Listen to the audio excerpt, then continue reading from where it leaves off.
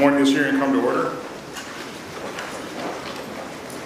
I want to thank all of our witnesses first for your service to this nation. I know none of your jobs is easy, but they're incredibly important. So I want to thank you for taking your time for your testimony and for coming before us here today, and look forward to your oral testimony and your answers to our questions.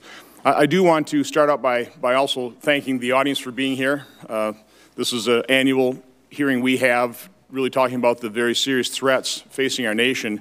So it's a serious hearing, and I just want to warn everybody, your position, your responsibility in the audience is to listen, not to participate. So any kind of disruption, either verbal or signs, whatever, will be dealt with immediately by the Capitol Police, and you'll be asked to leave. So again, please sit and listen to everything respectfully. It's hurricane season, and unfortunately we have another hurricane, or Category 4 hurricane, barreling down on, now it's the Florida Panhandle. So I do want to make sure that we all keep anybody in the pathway of Hurricane Michael in our thoughts and prayers.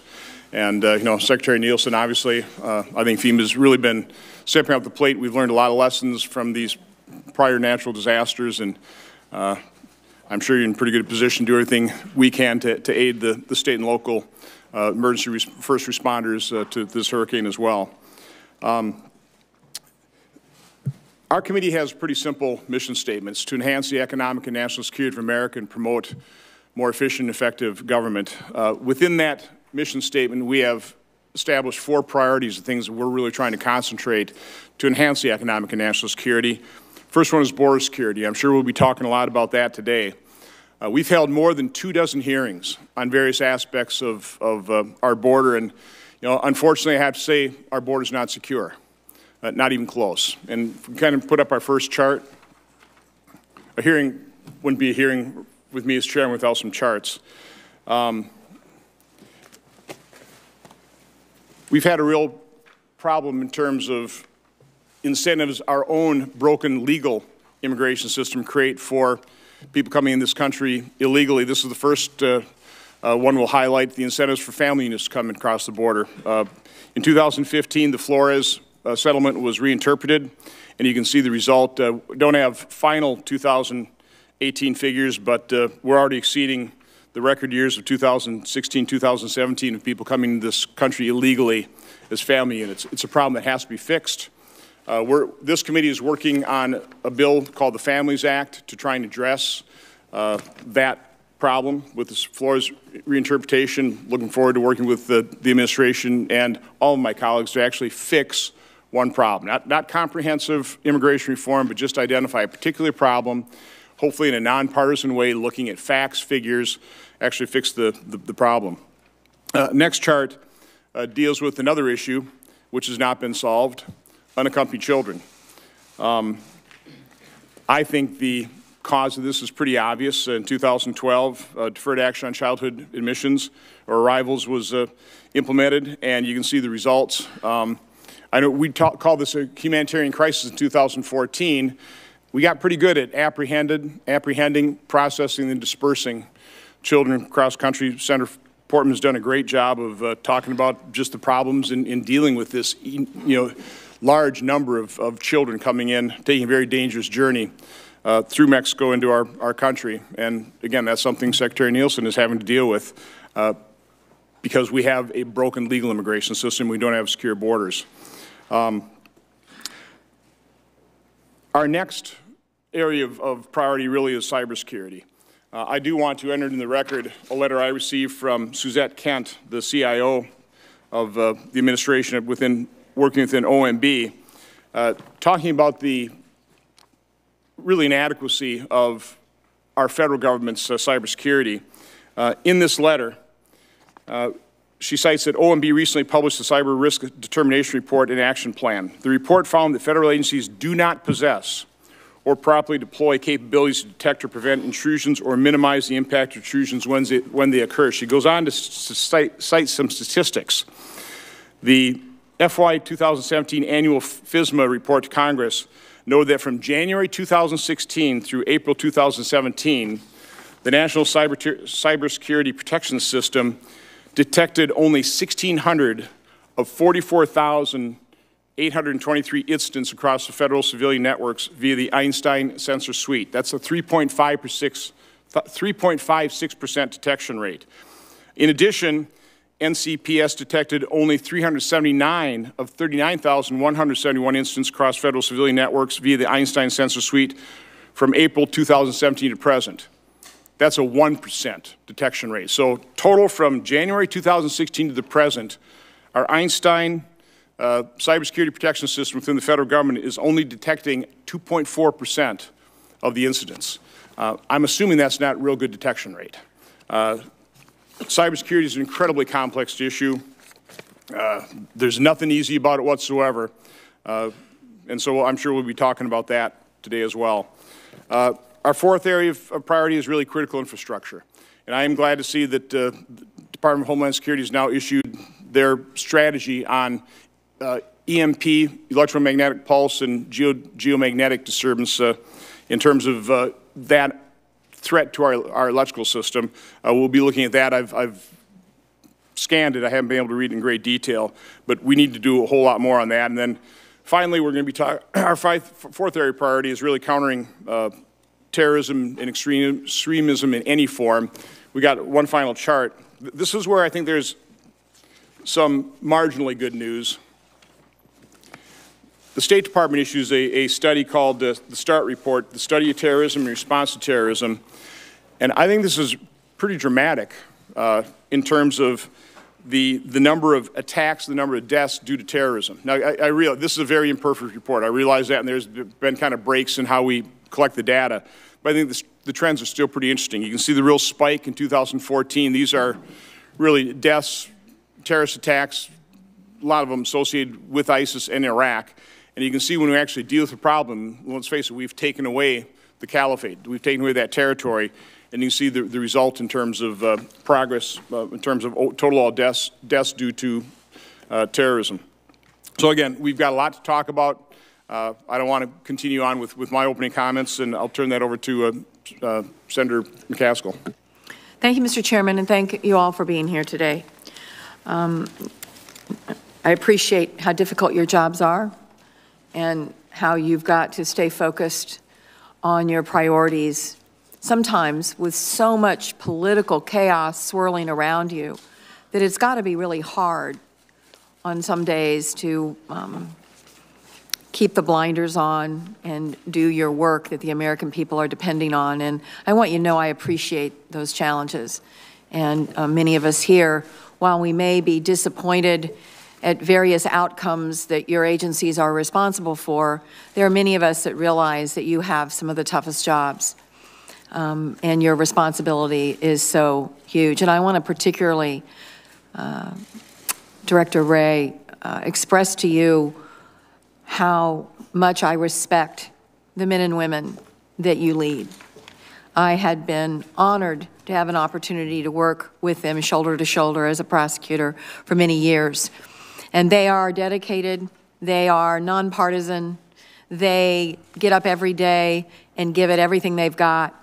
And there is really a lot of reasons that Americans should be very proud of the FBI. And I wanted to say that before we began tonight. Make sure that you communicate that to them, how many of us around the country understand the work they're doing and how important it is and how we need to keep politics out of their way. In my state across the country, I think one of the biggest threats that we have faced in the last several years in terms of deaths to the American citizens and to people in Missouri is the opioid epidemic. It is a public health crisis, but it is also a border security crisis.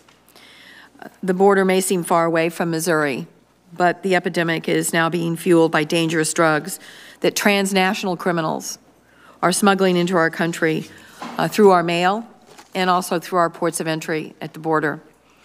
Earlier this year, I released a series of reports from the minority staff of this committee analyzing efforts taken by the Department of Homeland Security to stem this crisis.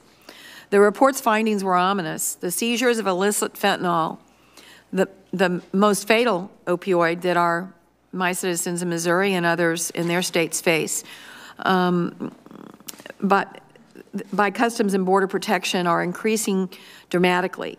Despite this, we have still failed to adequately resource the ports of entry, where the overwhelming majority of these opioids enter the country. There has been an awful lot of emphasis on getting Border Patrol agents along the border and securing the length and breadth of our border, but we have not focused enough on adequately resourcing the ports of entry as it relates to these illegal drugs coming into our country. Traffickers are also smuggling the narcotics into this country through the mail, and Senator Portman has worked on this. Many of us have. Our report found that mail facilities have the largest number of individual seizures of opioids. Even though the Postal Service alone, apart from carriers and like FedEx and UPS, process more than 1.3 million packages every day, we have fewer than 400 postal port officers to inspect them. And sure enough, just last week, the DHS Inspector General found that CPB's international air mail inspection is not effective to stop illegal drugs from entering the United States. I'm very glad, Secretary Nielsen, that CPB has agreed with the IG's recommendation to conduct a cost-benefit analysis to determine what additional staff and resources are necessary to adequately address the threat from opioids in the mail. I look forward to that analysis when it is completed and working with you to fix the problem, to get you the resources that are necessary to address this. In addition to the threat posed by the smugglers and the traffickers, we also face threats online. Nearly everyone recognizes that Russia interfered in the 2016 election, and there's no reason to expect this sort of interference will just go away in the future. DHS is not responsible for administering elections, of course, but it does offer support to our state and local election officials to help strengthen and secure their systems.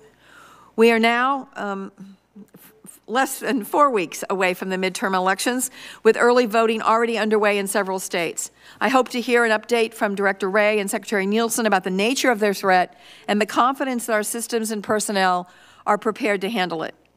Hackers can do more than just interfere with election systems.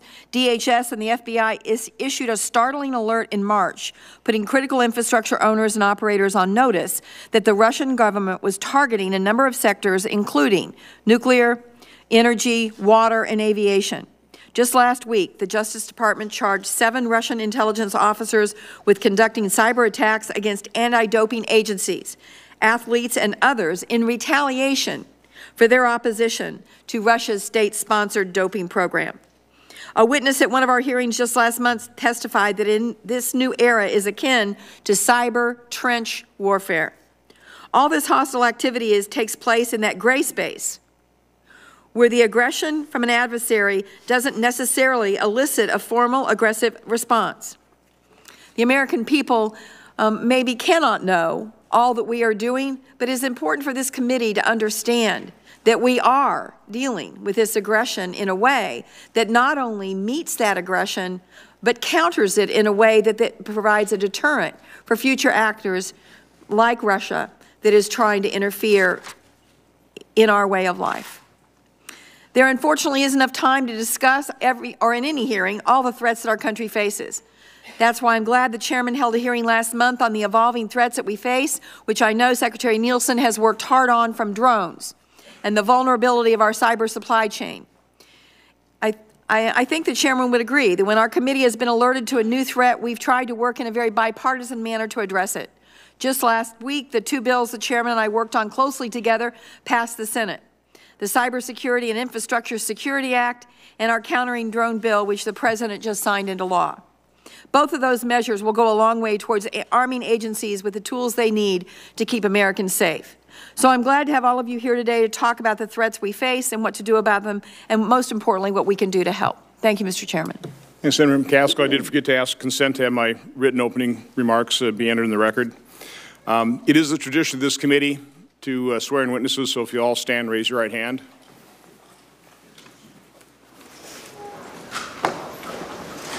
Do you swear the testimony you will give before this committee will be the truth, the whole truth, and nothing but the truth, so help you God? Please be seated. Our first witness is the Honorable Kirstjen Nielsen. Secretary Nielsen is the Secretary of the Department of Homeland Security. On December 6, 2017, Secretary Nielsen was sworn as the 6th Secretary of DHS, and she previously served as the White House Deputy Chief of Staff. Secretary Nielsen. Good morning, Chairman Johnson, Ranking Member McCaskill, and distinguished members of the committee. It's a privilege to appear before you today to discuss how the Department of Homeland Security is confronting worldwide threats. I'd ask that my written testimony be submitted to the record. I'll give you some highlights in the oral testimony. First, I wanted to spend a moment on natural disasters. As the chairman said, right now we have a major Category 4 hurricane reaching the Gulf Coast of the United States. This is an incredibly serious storm. We're expecting damaging winds, life-threatening storm surge, deadly flash flooding, and more. I urge everyone watching this and everyone at home in its path to heed the warnings and listen to local authorities. DHS and our Federal Emergency Management Agency stand ready to support the local response. We are pre-positioned and ready to go, and the thoughts and prayers of the nation are with those in the storm's path. On the subject of today's hearing on man-made threats, though, I want to first note that we are witnessing tectonic shifts in the threat landscape. Whether it is terrorists, transnational criminals, or hostile nation-states, the bad guys are finding cracks in our defenses and are exploiting them through novel ways to attack us. My department will soon release an updated strategic plan that will highlight how we are taking a holistic approach to respond in this new age of threats. We call it our Resilience Agenda. Last month, I spoke at George Washington University about 5 major changes in the threat landscape. Today, I'd like to highlight those changes, how we are meeting them, and I'll submit, as I said, a longer statement for the record. First, we must recognize that the home game and away game are no longer distinct. They are simply one and the same. After 9/11, our strategy was to take the fight to enemies abroad so we did not have to fight them here at home. Unfortunately, that is no longer the world in which we live. Our enemies do not respect borders and are not constrained by geography. Today's threats exist in a borderless and increasingly digital world. So we are changing our operating posture to follow suit. We are integrating foreign and domestic threat mitigation activities, forward deploying our people to source zones, and partnering wherever possible so we can take an end-to-end approach to dismantling threat networks. Secondly, terrorism and transnational crime have spread across the globe at fiber optic speed. Whether it's global jihadists or super cartels, we are seeing our enemies crowdsource their operations and spread chaos like never before. After 9/11, we faced a centrally directed terror threat. Today, the threat can exist virtually anywhere at any time. Self-radicalized terrorists are appearing across the globe and hiding in virtual safe havens online. Groups such as ISIS and al-Qaeda now direct, finance, and inspire attacks from their smartphones, turning Twitter followers into terrorist foot soldiers. Last week, the President released a bold new counterterrorism strategy, laying out the path to victory against these fanatics, and he has directed us to step up the fight against transnational criminal organizations. Criminals are exploiting the same environment and are spreading rapidly, outsourcing their work, diversifying their activities, and cooperating with ever wider cabals of identity forgers, money launderers, smugglers, traffickers, drug runners, and killers. They are not only embedding their enterprise further in the physical world, they are also selling their illicit wares in the virtual world. In the past 2 years, DHS has put in place sweeping security enhancements to confront these dual threats. For instance, we are securing the border with new wall personnel and technology. We now require every nation on Earth to start exchanging critical threat data with us to make it harder for the bad guys to reach our territory undetected. We ramped up screening and vetting of foreign travelers, including required deeper background checks, deploying advanced technology, and operationalizing a groundbreaking new National Vetting Center. We've put in place the most significant changes to aviation security in a decade, and we are working with the tech sector to make it harder for terrorists and criminals to weaponize the web. Third, we are witnessing a resurgence of nation-states threats. Countries such as China, Iran, North Korea, and Russia are willing to use all elements of national power to undermine us, and the overall threat from foreign adversaries is at its highest levels since the Cold War. This is not a fair fight. Neither private companies nor citizens are equipped to oppose nation-state threats alone, so DHS is forging nationwide partnerships to protect our country. With weeks to go until the midterms, top of mind for most Americans is the Russian interference in our 2016 elections. This was a direct attack on our democracy. We should not, cannot, and will not tolerate such attacks nor let them happen again. In the past 2 years, DHS has worked hand in hand with officials in all 50 states and the private sector to make our election infrastructure more secure than ever by sharing intelligence, forward deploying cyber experts to do voluntary scans and secure systems, and promoting best practices. By the midterms next month, our network security sensors will cover 90% of registered voters. And on Election Day, we will be out in full force and hosting a virtual nationwide situation room to assist our partners. DHS is also undertaking new partnerships with industry, interagency partners such as the FBI, and international stakeholders to counter foreign interference in our democracy and to prevent adversaries from infiltrating U.S. companies and critical industries. Fourth, cyber attacks now exceed the risk of physical attacks. Don't get me wrong, terrorist criminals and foreign adversaries continue to threaten the physical security of our people. But cyberspace is the most active battlefield, and it extends into almost every American home. For instance, the viral spread of volatile malware has reached the pandemic stage, a worldwide outbreak of cyber attacks and cyber vulnerabilities. We saw it last year when both Russia and North Korea unleashed destructive code that spread across the world, causing untold billions in damage. In response, the White House and DHS have released new cyber strategies that outline how we are changing the way we do business. In July, we hosted the first ever National Cybersecurity Summit, where I announced the launch of the DHS National Risk Management Center. This will serve as a central hub for government and private sector partners to share information and to better secure the digital ecosystem together. We're also driving forward ambitious supply chain security efforts to identify upstream weaknesses before they have downstream consequences. And perhaps most importantly, DHS is working with our partners throughout the administration to hold cyber attackers accountable. The United States has a full spectrum of options, some seen, others unseen, and we are already using them to call out cyber adversaries, to punish them, and to deter future bad behavior. Additionally, I want to thank this committee for its hard work to authorize the Cybersecurity and Infrastructure Security Agency at DHS. We hope the House will pass this vital legislation next month, as the agency is the cornerstone of our to protect our U.S. networks.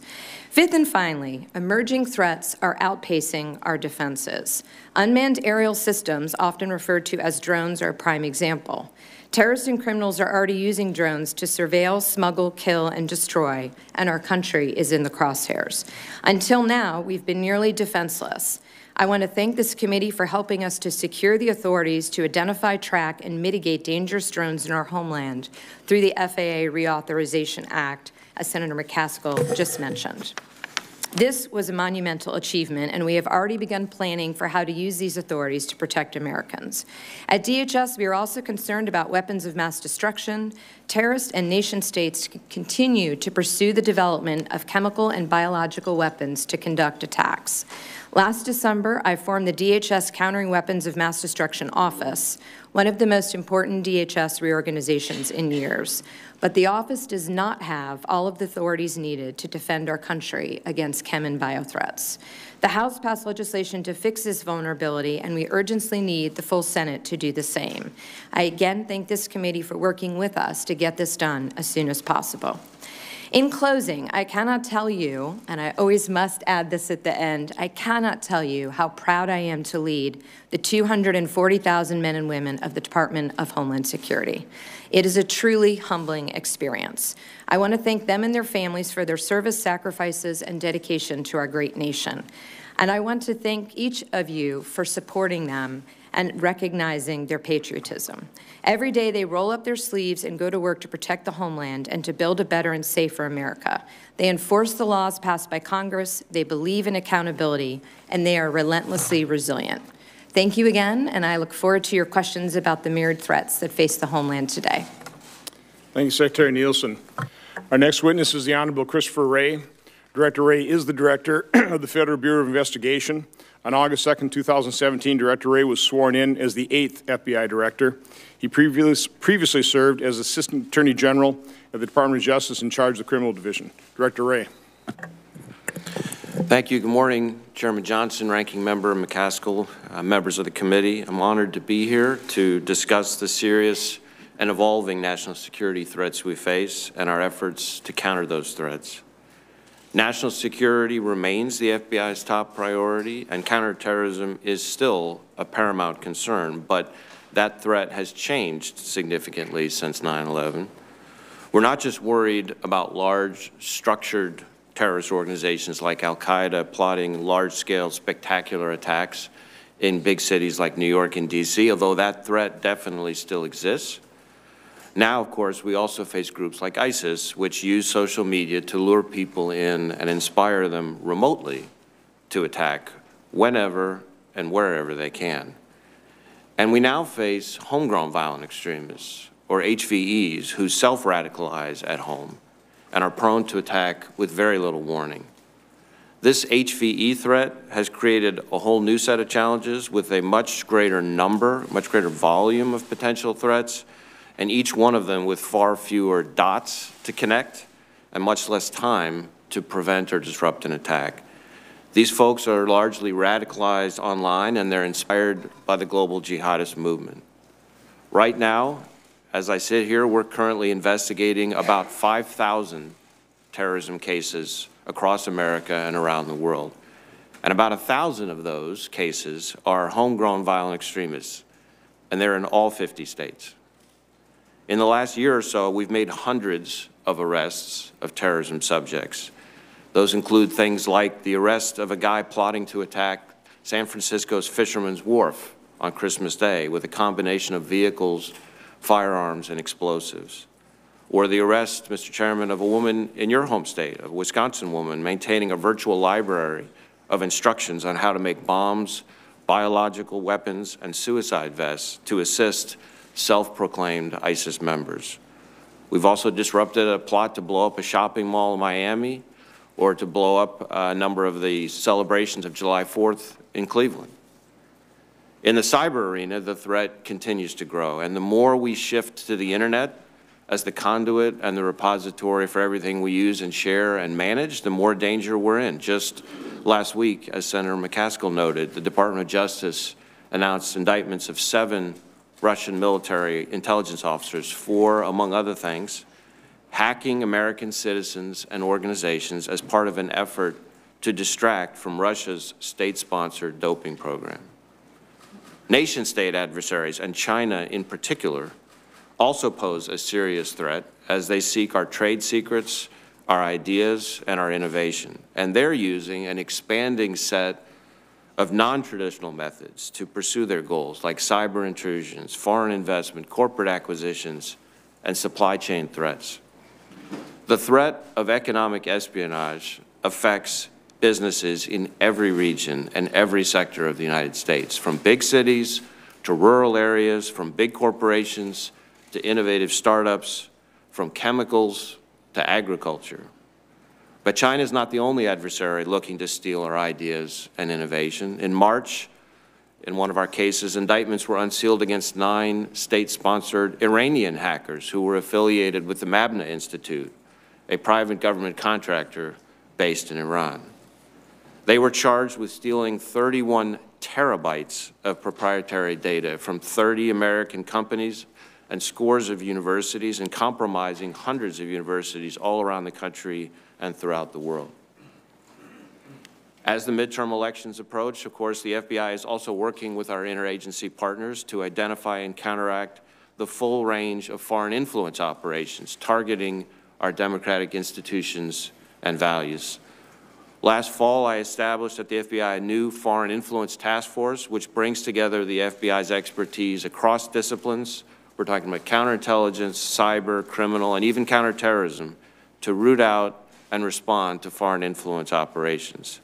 In addition to investigations and operations going on in all of our field offices around the country, the Foreign Influence Task Force is focused on information and intelligence sharing with our partners in the intelligence community, as well as with our state and local partners, to establish a common operating picture.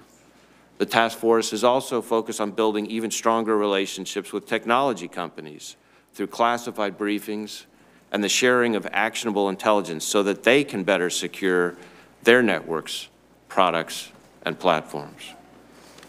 In conclusion, we face serious and evolving national security threats, and staying ahead of those threats is a significant challenge. But the strength of any organization is its people. Every day at the FBI, I see people tackling their jobs with strength, with honesty, and with professionalism. The threats we face as a nation have never been greater, and the expectations of the FBI have never been higher.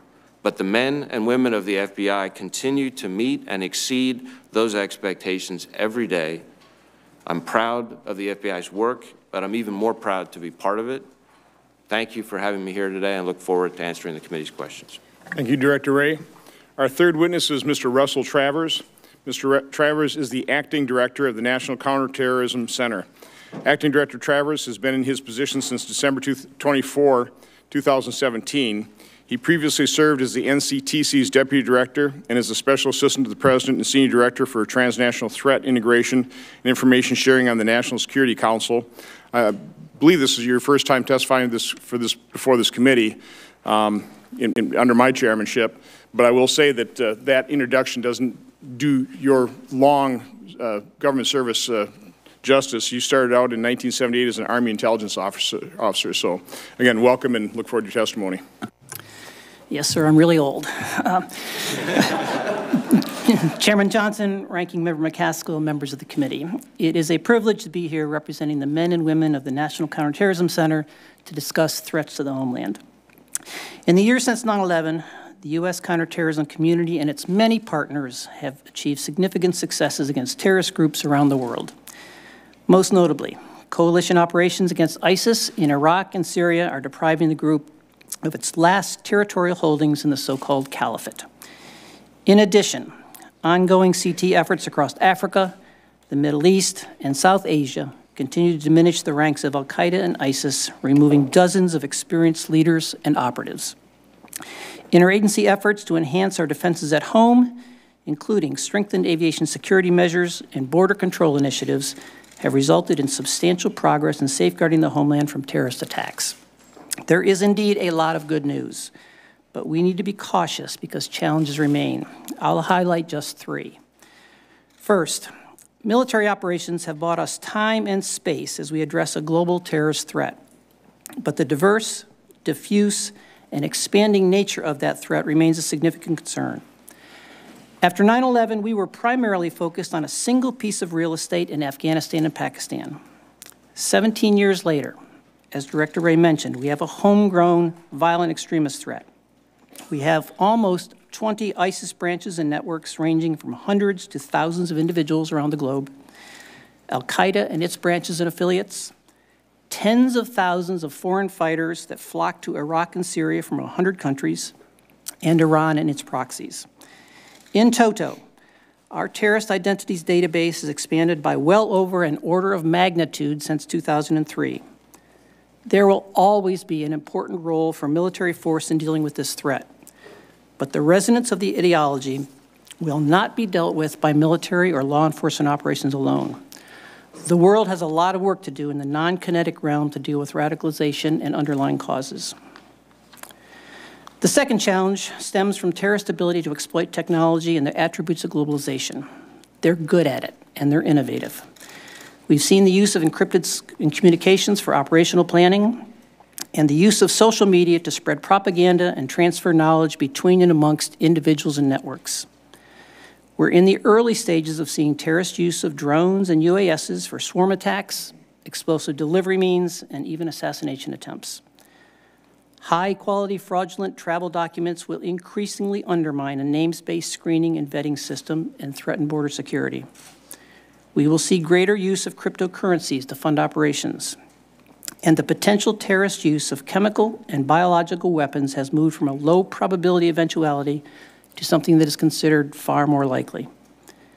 In many cases, terrorist exploitation of technologies outpaced the associated legal and policy framework needed to deal with that threat.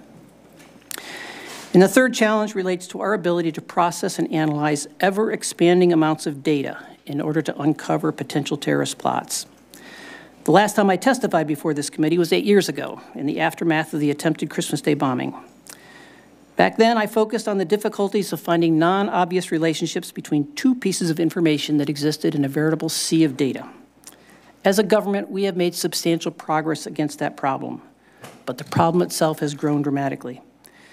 Since 2009, when Umar Farouk Abdulmuttalib tried to blow up Northwest Flight 253 over Detroit, we have seen an explosion of information, encrypted social media, publicly available information, and captured electronic media from investigations and the battlefield.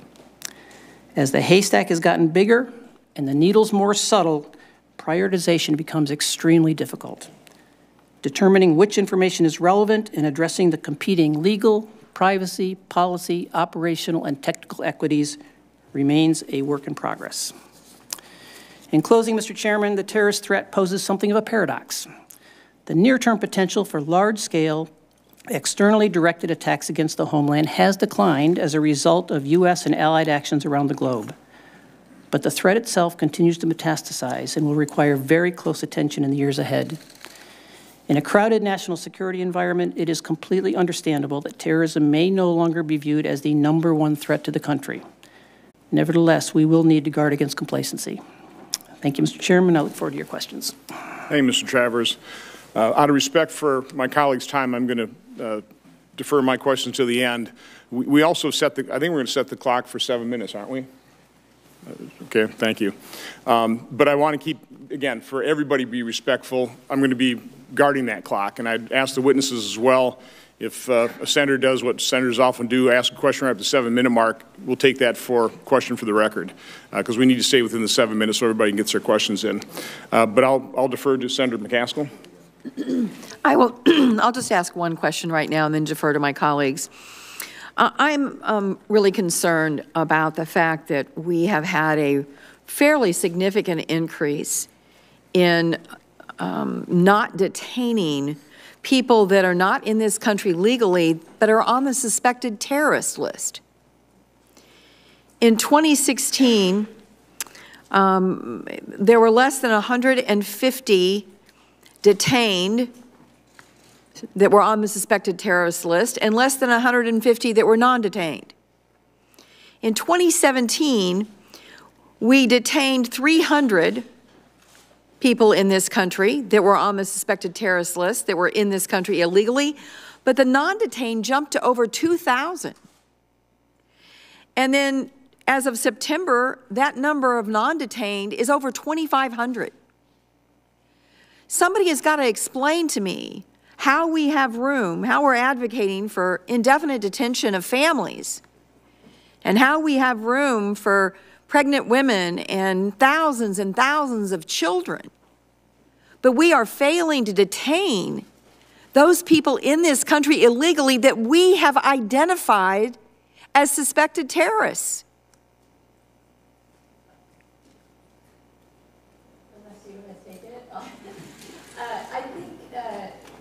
Let me try to lay it out at the front end. So there's different types of detention, as you know. So HHS has the detention for unaccompanied children. That is explicitly used for that population. We can't mix others in that population. We have family residential centers that ICE administers. We cannot put single adults in those facilities. And in fact, in those facilities, we have to be very careful not to mix and match families, not mix and match sexes. So there's very strict rules as to how we can house them. In the single adult detention, we can also not use or not allow either of the other populations to be present there. So at the end of the day, what it comes to is just resources. There's different buckets of detention space. I believe the detention space you're talking about is the detention space reserved for single adults. We use every last bed that we have, but yes, we need more detention space. Well, I just got to tell you, our country has watched, had a front row seat, where we have detained a lot of people, children even, that are not a threat to our country. I don't think most people in my state would understand why prioritizing suspected terrorists has not happened. To me, the most important job we have is to be deporting criminals that are violating our laws and hurting people, making sure we arrest the criminals that are in this country illegally, that are violating the law, and detaining people who are suspected terrorists. And I would like, Secretary Nielsen, for you to report back to this committee how you intend on getting all these suspected terrorists detained as quickly as possible. Thank you, Mr. Chairman. Senator Portman. Thank you, Chairman. This is a hearing where there are so many topics to raise, and we don't have enough time to do it all. But let me just focus on a few quickly. One is the drug crisis, and it was referenced earlier. We have an opioid epidemic, as everybody knows. What people perhaps don't know is the role that fentanyl has played. 4,000% increase in fentanyl overdose deaths in my home state in the last 5 years alone. Now the #1 killer in America, in Ohio. Fentanyl 50 times more powerful than heroin, relatively inexpensive, can be made synthetically, therefore sort of a boundless supply. Most of it's coming from China. Most of it's coming through the mail system, I'm told by your experts, Secretary Nielsen, and also from the DEA and other law enforcement folks. Question is, what are we going to do about it? The STOP Act has now passed the House and Senate. We expect the President to sign it next week. It helps in telling the post office you have to finally actually screen these packages. I guess I'm looking for a couple of things. One is a commitment by you, Madam Secretary, and I know you have been with us on this issue for the last few years as we've tried to get this through. Despite resistance from the post office, you have been saying that your Customs and Border Protection people need these tools to be able to identify packages, the needle in the haystack that Director Travers talked about. Will you commit today to rapidly implement that legislation, working with the post office to be sure we don't continue to have people who are dying from this disease who don't have to die because we are just allowing this flow of fentanyl to come into our country through our own postal service? Absolutely, and I want to thank you for your leadership. It's greatly appreciated. You've worked with us very closely to get that STOP Act done. So between that and the Interdict Act, which this committee was also very helpful in getting across the goal line, yes, absolutely, we will work with the post office immediately. What more do you need to be able to stop the fentanyl from flowing into this poison coming into our neighborhoods? So what we're working on now, actually, and somewhat with my partners to the left, what we're trying to do is target the networks and the smuggling areas abroad. So before it ever comes here through the mail, we are working with foreign countries. We're working with Interpol, Europol. We have a lot of bilateral agreements. Whenever I meet with our allies, I talk to them about this. But the idea is to have a regional approach and to dismantle the smuggling networks from the top down. My sense is that cocaine production is increasing fairly dramatically in Colombia right now. Of course, coming into Venezuela, where much of that country, I think, is now in the hands of narco traffickers, essentially. Coming up through Mexico, crystal meth, of course, coming from Mexico, continues to increase numbers in the last few years. So it's not just opioids. But I will say with regard to fentanyl, you tell me, it's primarily China, isn't that correct? Yes, that's You talk about going to the source of the problem. Why is it that there are literally thousands, I'm told, of chemical companies in China producing this stuff that is killing American citizens, and by the way, leaking into the Chinese communities as well, I'm sure, and why haven't we been able to do more about that? So we have a dialogue with the Chinese, the judicial dialogue. DOJ leads that along with State Department, but that is top of the agenda, is to work with them and get much more aggressive commitments than we've ever had before. But yes, it's coming from China. We need to do more. As you know, all of our canines have now been imprinted with fentanyl, so we work at the express consignment locations and the international mail facilities. So we'll continue to do our part, but then we'll expand it to work with our other partners. Well, thank you. I'm joined by Senator Carper, Senator Johnson, Senator Carper, Senator McCaskill, and I have spent a lot of time on this issue, and we want to be sure that our legislative initiatives are being implemented rapidly before more people die. On the issue of cyber attacks, you talked a little about these malign actors who are causing over $100 billion of damage to our economy already. You talked about your resiliency strategy. Recently, Senator Hassan and I introduced legislation that this committee has reported out on these cyber response teams, trying to both authorize what you're already doing and expand those. We think this would also go a long way toward cementing your department as the lead on dealing with cyber attacks on the public sector. I guess my question to you is, you talked about resiliency. What more can we do to avoid the cyber attacks on the public sector? Well, first, I do want to thank you for that bit of legislation. I know our teams are working on the technical assistance, but we thank you for that. The hunt and incident response teams that DHS has to deploy are a very, very important part of the puzzle. As you know, we work on the full spectrum from awareness through to prevention and protection through to mitigation and response. But yes, so we thank you for that. In terms of what more is needed, we don't need any additional authorities at this time. What we have announced is the creation of the National Risk Management Center, and through that, by bringing in the private sector, with our public partners, what we hope to do is identify those essential functions and systemic risk that would result in cascading consequences should they be attacked. So we're moving away from an asset-based approach to essential functions. We want to keep the lights on. We want to keep communications going. We want to keep the provision of health care available. So through that look at systemic risk, we will increase our partnerships and be able to really focus on what's most important. Yeah, well, obviously, as all three of you said, this is a crisis, and it's getting worse, not better, and there are state actors involved as well as individual hackers. The state actors, by the way, tend to line up exactly with our adversaries, don't they? Secretary Wray, Director Wray. Absolutely, and we have had a number of significant cyber investigations that have resulted in charges involving China, involving Russia, involving Iran, involving North Korea even. We just, I think it was just a few weeks ago, indicted a guy who was part of a North Korean front company that, on behalf of the North Korean government, was responsible for the WannaCry ransomware attack, the Sony Pictures intrusion, and the Bank of Bangladesh, tens of $1 million heist. So it's all four of our adversaries are active in this space.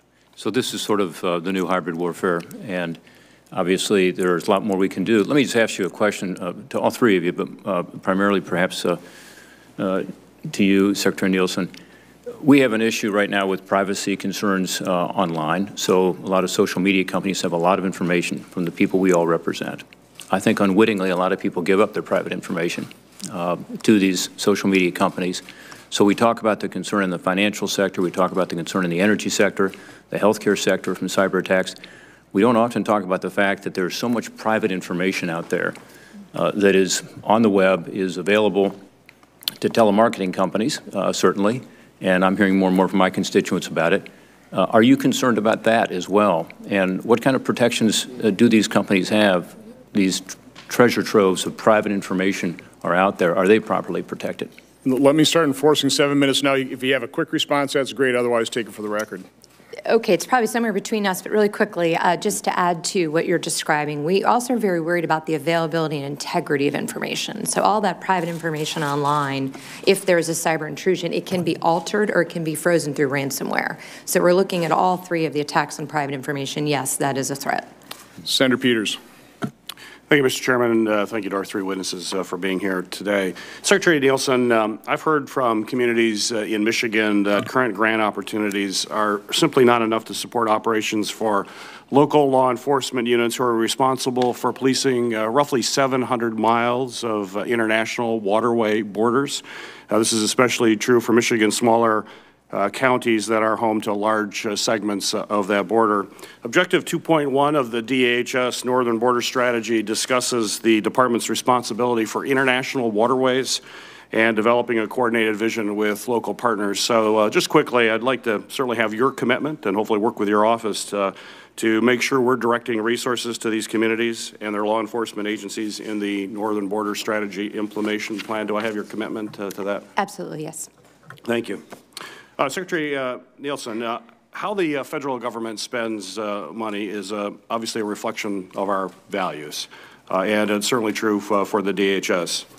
Your spending is a reflection of your priorities and your values, and under your authority, DHS notified Congress that DHS transferred tens of millions of dollars from a variety of DHS components, including the U.S. Coast Guard, TSA, FEMA, and ICE to fund detention and removal of migrants, including children. Is that correct?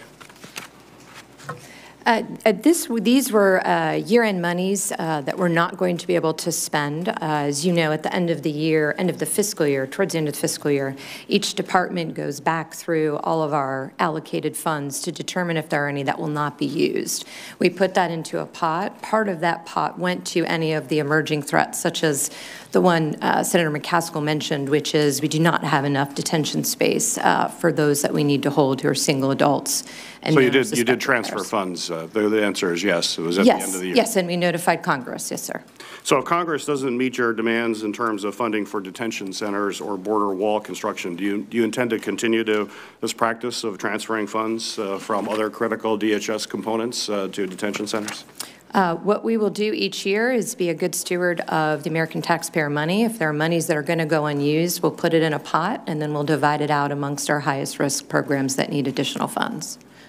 A few weeks ago, I asked the Executive Associate Director of Immigration and Customs Enforcement and the Acting Deputy Commissioner of Customs and Border Protection, how long is too long to detain a child, and whether DHS has reviewed the extensive literature discussing the long-term consequences and trauma with detention on children. Unfortunately, neither one could give me an answer during that hearing, so I'm going to ask you, how long is too long to detain a child? We do not at the Department of Homeland Security detain children. As you know, children are in the care of HHS, but in general, the answer is as short amount of time as possible. HHS works very hard to place those children with sponsors or family members.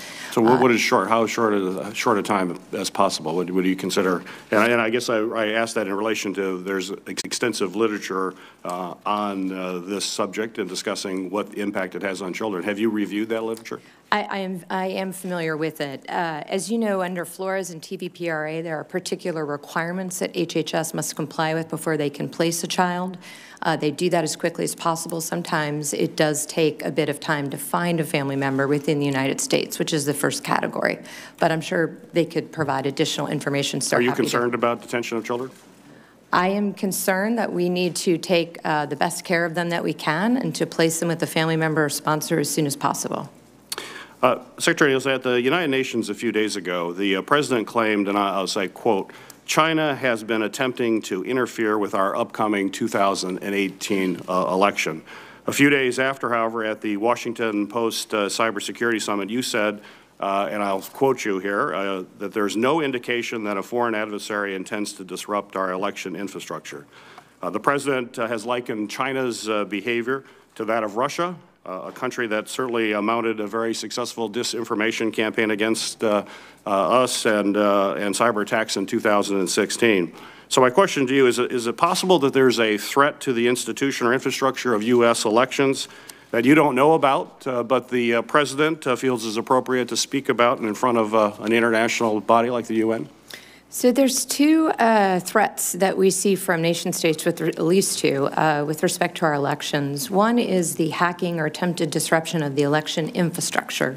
As you know, that is an area that DHS has lead in supporting our state and local election officials. And the other is the much more widespread foreign influence or foreign interference campaigns. China absolutely is on an unprecedented or exerting unprecedented effort to influence American opinion. And Director Wray might be able to speak more to that because FBI has lead on the influence. But what I was making very clear during that panel that you mentioned is that we have not seen to date any Chinese attempts to compromise election infrastructure. And Secretary Nielsen, you should be in receipt of a letter dated October 2nd sent to the DHS and the U.S. Election Assistance Commission from 30 academics, security experts, and election integrity activists expressed grave concerns about the use of cellular modems to transmit unofficial election results. Michigan is one of the states, along with Wisconsin, Florida, and Illinois, that use this technology. And according to a recent Detroit Free Press article, Michigan does not utilize encryption and other security features in place to prevent hacking, but highlights potential weak links in our critical election infrastructure. So my question to you, has the DHS made specific security recommendations to the states that utilize modems to transmit election data? We have provided general Sorry, making sure it's on. We've provided general training and information with respect to not plugging into the internet, which is another way of saying not to transmit through constantly through electronic means, and we will continue to work with them. As you know, each election is done differently in terms of security, depending on the operational environment in which it's in.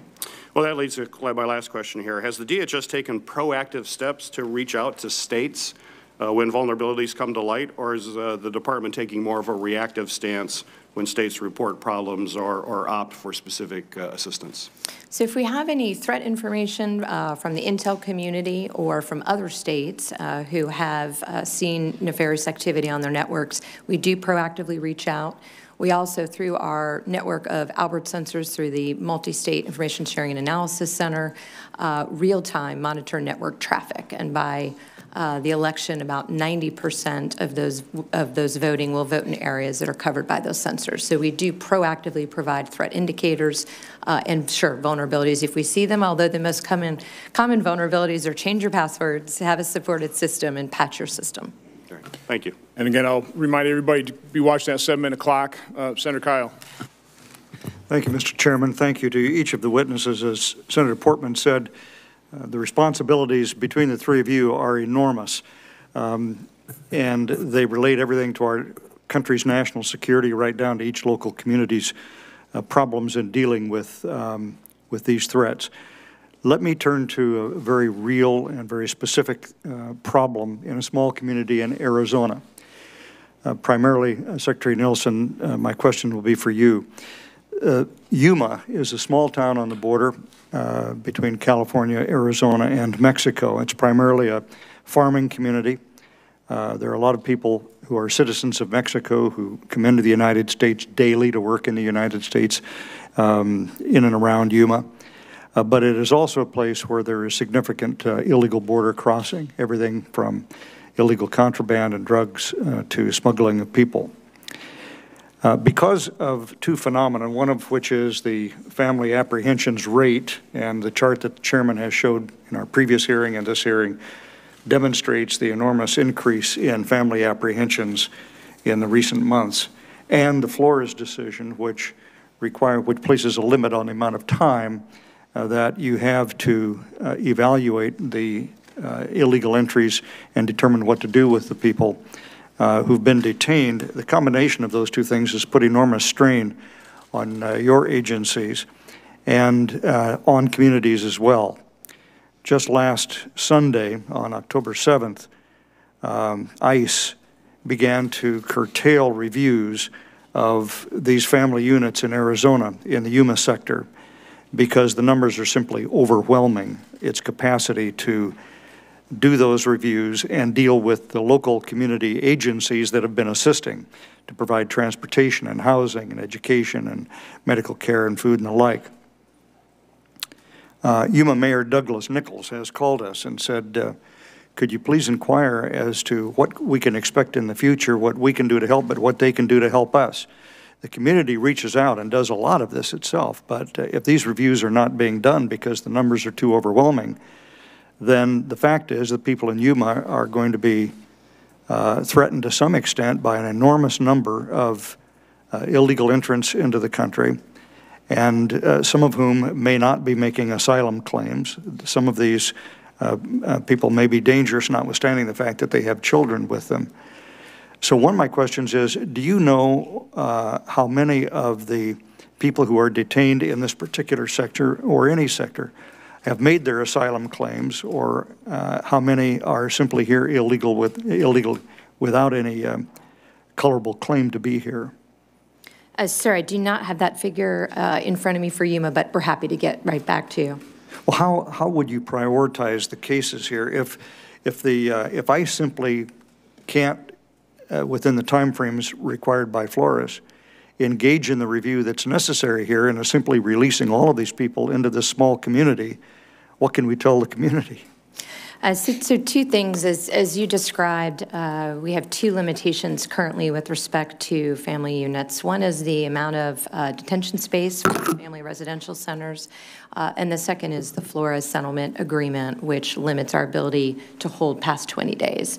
When you put the two together with the increase in family units, we saw another 30% increase between July and August.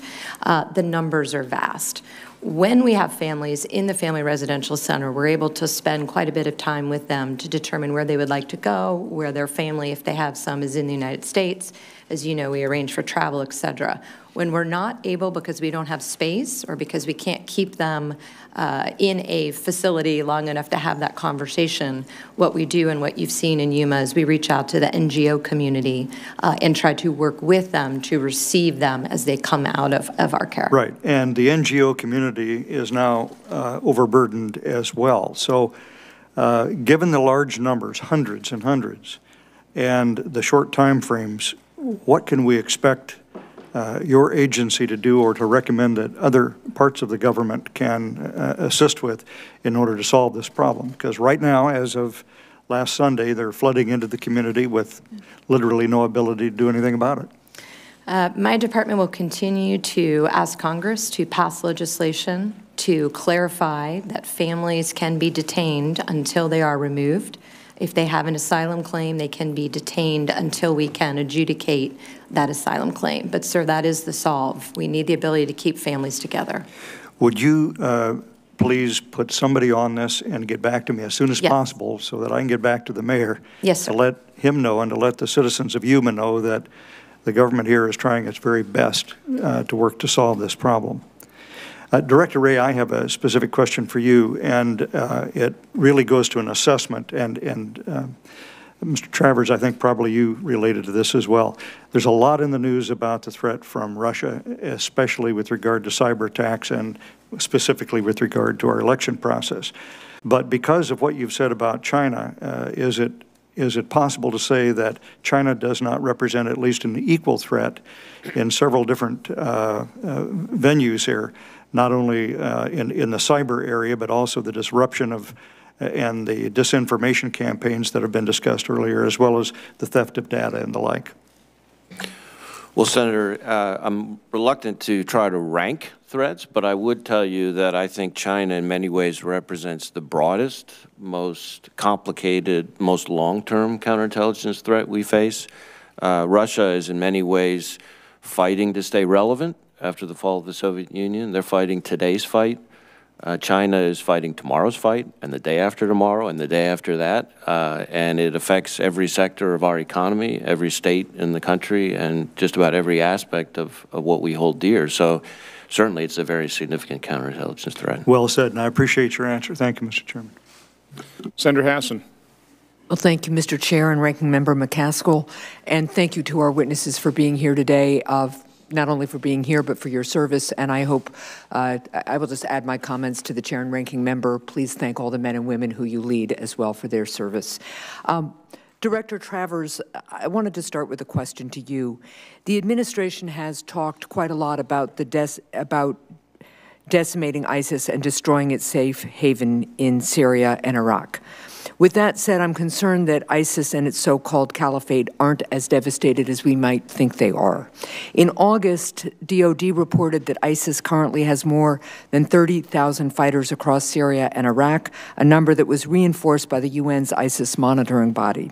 And just last week, the Institute for the Study of War, a nonpartisan think tank, released a new study entitled ISIS Second Resurgence that argued that ISIS is reconstituting its forces in Syria and Iraq and is using those 30,000 plus fighters to raise funds and reassert control over key swaths of land. These reports are obviously very concerning, especially since at this time 2 years ago, ISIS's ranks were being eroded on a daily basis. The terror group was being evicted from Mosul, and Allied forces were beginning to encircle ISIS's last stronghold in Raqqa. If we have failed to finish the job of crushing ISIS, as these reports suggest, then a reconstituted ISIS safe haven in Iraq and Syria will threaten not only the region but the U.S. homeland by giving the groups area from which they can plot and direct attacks against Americans. So, Director Travers, how do you square the reports I've just mentioned with your testimony that really says that the administration we're in the final stages of defeating ISIS. Does ISIS currently have 30,000 or more fighters in Iraq and Syria? These numeric estimates are low confidence, to be sure. There is no question that ISIS has taken huge hits. 95+% of the territory they once held, they no longer hold. There are some small pockets in the Euphrates Valley. There are some fighters in Idlib, to be sure. The key is to keep pressure on them, yep, without a doubt. The key is to be thinking longer term in terms of Sunni disenfranchisement, yep, because we could be replaying the same problem that we had from several years ago. We saw them several years ago begin to be thinking about how to implement an insurgency strategy, and they're burrowing down, and we certainly see this throughout Iraq and Syria. And so if we don't keep pressure on them, and if we don't address the problems of disenfranchisement, yeah, we should expect to see problems in the future. Well, thank you for that, and I'd look forward to working with you and your team because I just think we have to keep the pressure on, and we can't act as if the problem has gone away, because it hasn't. Director Wray, one truly emerging threat that I don't believe we're effectively grappling with is the threat of deep fakes, or the use of video editing practices enhanced by artificial intelligence to create convincing video impersonations of public figures and government officials. While impersonations and video editing have existed for years, these practices have never achieved truly convincing impersonations. Now that appears to have changed as these technologies have both become more precise and much more accessible. The result is that the old adage of the camera never lies may no longer be true. The use of deep fakes for national security purposes would be a nightmare. Imagine deepfakes being used to make it look like a Secretary of Defense would no longer back an ally or would threaten imminent action against a rival.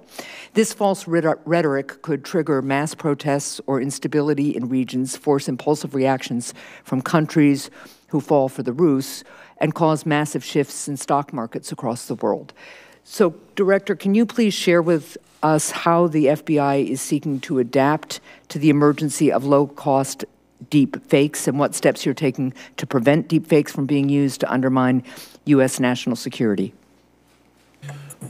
Well, Senator, I think you're exactly right that it's a topic of great concern. We have a number of our science and technology folks burrowing in on this issue. There's probably more that could be discussed in a different setting than say this one. But I do think it illustrates a broader problem, which is every time we have some great new technology, I have two reactions. One is, wow, that's awesome. I can't believe we can do that. Right. And then, oh my God, I can't believe they can do that. Right. And this is a great example of that. Well, thank you. And I would also, we'll follow up with writing with you, just want to make sure that you all have the authorities and the tools that the FBI needs to better address and prevent deepfakes. So we'll follow up with you on that. Another question for you, Director Wray, which I hope will be a quick one. Last May, during an interview, President Trump stated that the FBI's senior leadership was composed of, quote, several rotten apples, close quote. Can you please just answer me yes or no? Do you agree with the President that there are rotten apples within the Bureau's senior leadership?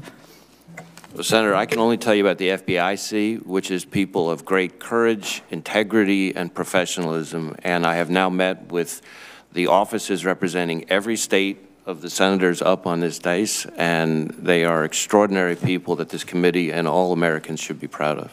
Thank you very much. And I would agree with that. My honor of getting to know some of the FBI folks in New Hampshire has been a true honor. So, Secretary Nielsen, I wanted to touch on one last issue with you to follow up on your testimony before his GAC last May. At that hearing, I asked you about the capacity for the United States to conduct inspections of traffic leaving the U.S. and heading southbound into Mexico. As you know, as part of the Merida Initiative, the U.S. has pledged to increase southbound inspections in order to stem the flow of guns and money from the U.S. into Mexico that help fuel violence and empower the Mexican drug cartels. And I'll note that it's my understanding that we are seeing fentanyl not only come into the country through our mail, but come in through Mexican cartels, and that there's some evidence that cartels are beginning to manufacture fentanyl as well. However, when I visited both the southern border and Mexico last spring, I was surprised to see little southbound inspection at the land ports of entry, and my Mexican interlocutors consistently raised this with me during my meetings in Mexico City. At the May hearing, you pledged to investigate the current capability of the United States to conduct robust southbound inspections and to work with this committee to address gaps in these inspections. Realizing I'm out of time, I'll ask that we follow up on the record of this, but I'll ask that you update us on your assessment of our southbound inspections. And if I could just really quickly say, yes, ma'am, we have done that. I've had no less than a dozen conversations with Mexican counterparts, current and in the future Lopez Obrador administration. Happy to come brief you. We have a lot of good news there on how we're increasing capacity. Great. Thank you. Thank you, Senator Mr. Jones. Chair. Thank you, Mr. Chairman, and thank you all for your being here today and for your service. And Director Wray, let me also echo the comments about you and the FBI. As we discussed, before I got into this chair, I was a former U.S. attorney and was happy to sign a letter recommending you for this position, and I commend you for the job you're doing, and I hope you will pass along to everyone in the FBI. I butted heads a lot of times with the FBI, both as a prosecutor and defense lawyer, but I have incredible respect for that institution and the people there, so please pass that along. I would like to talk just a moment about the homegrown threat that you've talked about. We tend to, in this day and age, think of the homegrown threats in terms of Al-Qaeda and ISIS. But I have maintained for many, many years that this is not a new threat. It was, in my opinion, an act of homegrown terrorism when a bomb exploded in 1963 at an African-American church, killing 4 girls. It was an act of homegrown terrorism when the Murrah building exploded, when the Olympic Park bombing occurred, and I believe certainly that there are terrorist-type threats, homegrown, when people march through the streets of Charlottesville saying Jews will not replace us. Charleston, 9 people killed. Again, if you look on the internet, Dylan LaRoof had all manner of things. So my question is, and I know some of this answer, but I'd like for you to just publicly talk about those threats, what the FBI is doing, because I know you're taking them seriously. But I don't want those kind of threats to get overlooked because they're threats on mosques, there's threats on Jewish community centers, bomb threats. Would you address just a little bit what the FBI is doing and how you're addressing the threats that come from what I call the far right? The Klan, neo-Nazis, those folks who do just as, they do a lot of damage in this country as well. Well, thank you, Senator. Certainly, the category that you're describing, we usually bucket as what we would call domestic terrorism.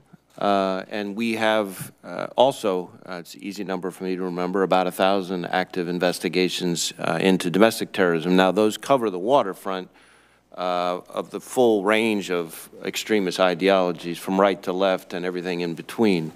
But we have assessed that that's a steady, very serious threat, and I think we've had 100 some odd arrests just of domestic terrorism subjects, over the last year or so. So it's something we take very seriously, and every JTTF, every Joint Terrorism Task Force, a structure that you would be well familiar with from your past, is very active in the domestic terrorism space as well, and it's something we take very seriously. Are you looking as well as the internet? What I saw back 15 years ago when I was U.S. Attorney was, at that point, the rise of the internet caused the Klan and others to seek these lone wolves, not the organized. Are we still monitoring that on the internet, just like we do the Al-Qaeda and ISIS? Is that also being monitored?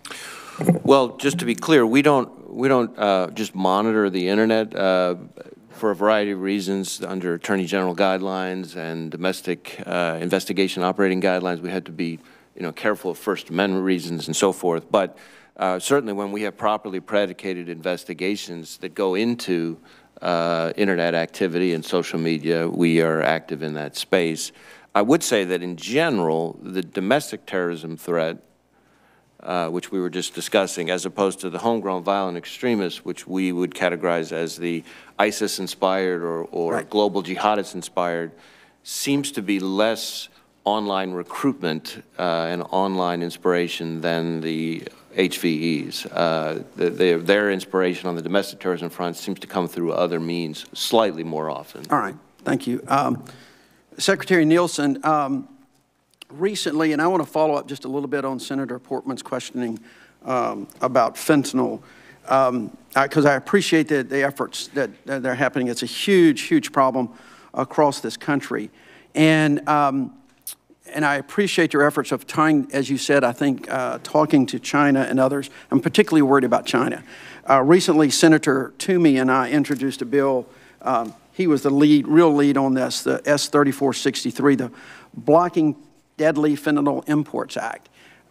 You're working with China, you're working with others, but I think I think most people would tend to believe that these manufacturing plants in China would not exist without some type of either state-sponsored recognition. They know about them. They've got to know about them in China. This bill really will talk more about trying to deal with sanctions if a country does not deal adequately with this issue. Are you familiar with that bill? And if you can't get the kind of help that you want out of countries like China, is the United States willing to go and to do some type of sanctions to put the pressure on China to close these mills down? Sir, I'm not, but I am very happy to come talk to you about this. We need a bigger stick. We need to make it very, very clear that we will not tolerate this. I don't disagree. I don't have any evidence to provide to you that it's state-sponsored, but I think given the director's broad description of Chinese activities and almost everything that happens in their commercial sector, I would agree that that is a very strong possibility. So be happy to work with you and provide technical assistance back and forth on All right, great. Well, we will get you a copy of that bill that's been introduced, Please. and I would like to follow up that. And Mr. Chairman, I've got a few seconds left, but I'll just submit my questions for the record. Thank you all for today. I'm sorry. Senator Heitkamp. Thank you, Mr. Chairman, and thank you all for the wonderful work you do and the great people you lead, many of whom I visit on a regular basis in my state. And so I think we stand united in supporting the men and women of law enforcement who are doing an excellent, excellent job. Sometimes we have some gaps. Director Wray, as you know, deeply concerned about the lack of inadequate policing in Indian reservations in my state. We talk about threats against the homeland. We know that there have been cartels operating, especially during the Bakken boom in North Dakota. This is a place where you have primary jurisdiction. We've talked about this a lot.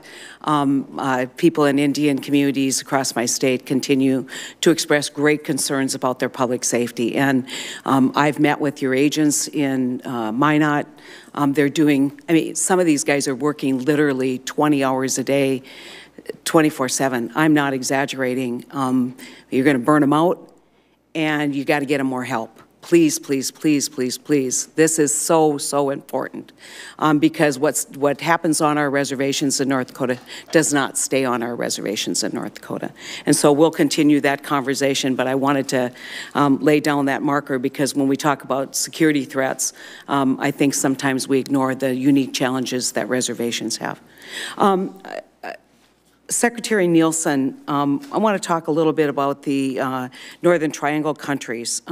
You and I have had a lot of discussions about different kinds of strategies that we can deploy, and I know I keep hearing about the best way to protect the homeland is to prevent these migrants and asylum seekers from making the journey north. There's some people who think you do that by, you know, in strategies that don't address the root causes of why people migrate.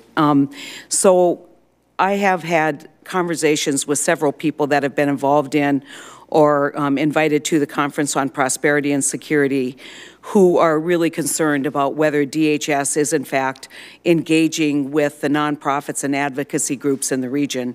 I think you can't do this alone. There's no way we can do this alone. And so I would just implore you to maybe tell us a little bit about what you're doing there, but to do better outreach with some people who are potential partners who could be tremendously helpful.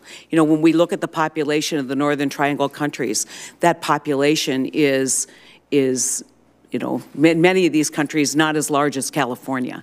So there is a real opportunity, I think, to have an impact. So if you could just talk about your engagement with the Northern Triangle countries and how we can better connect you with partners.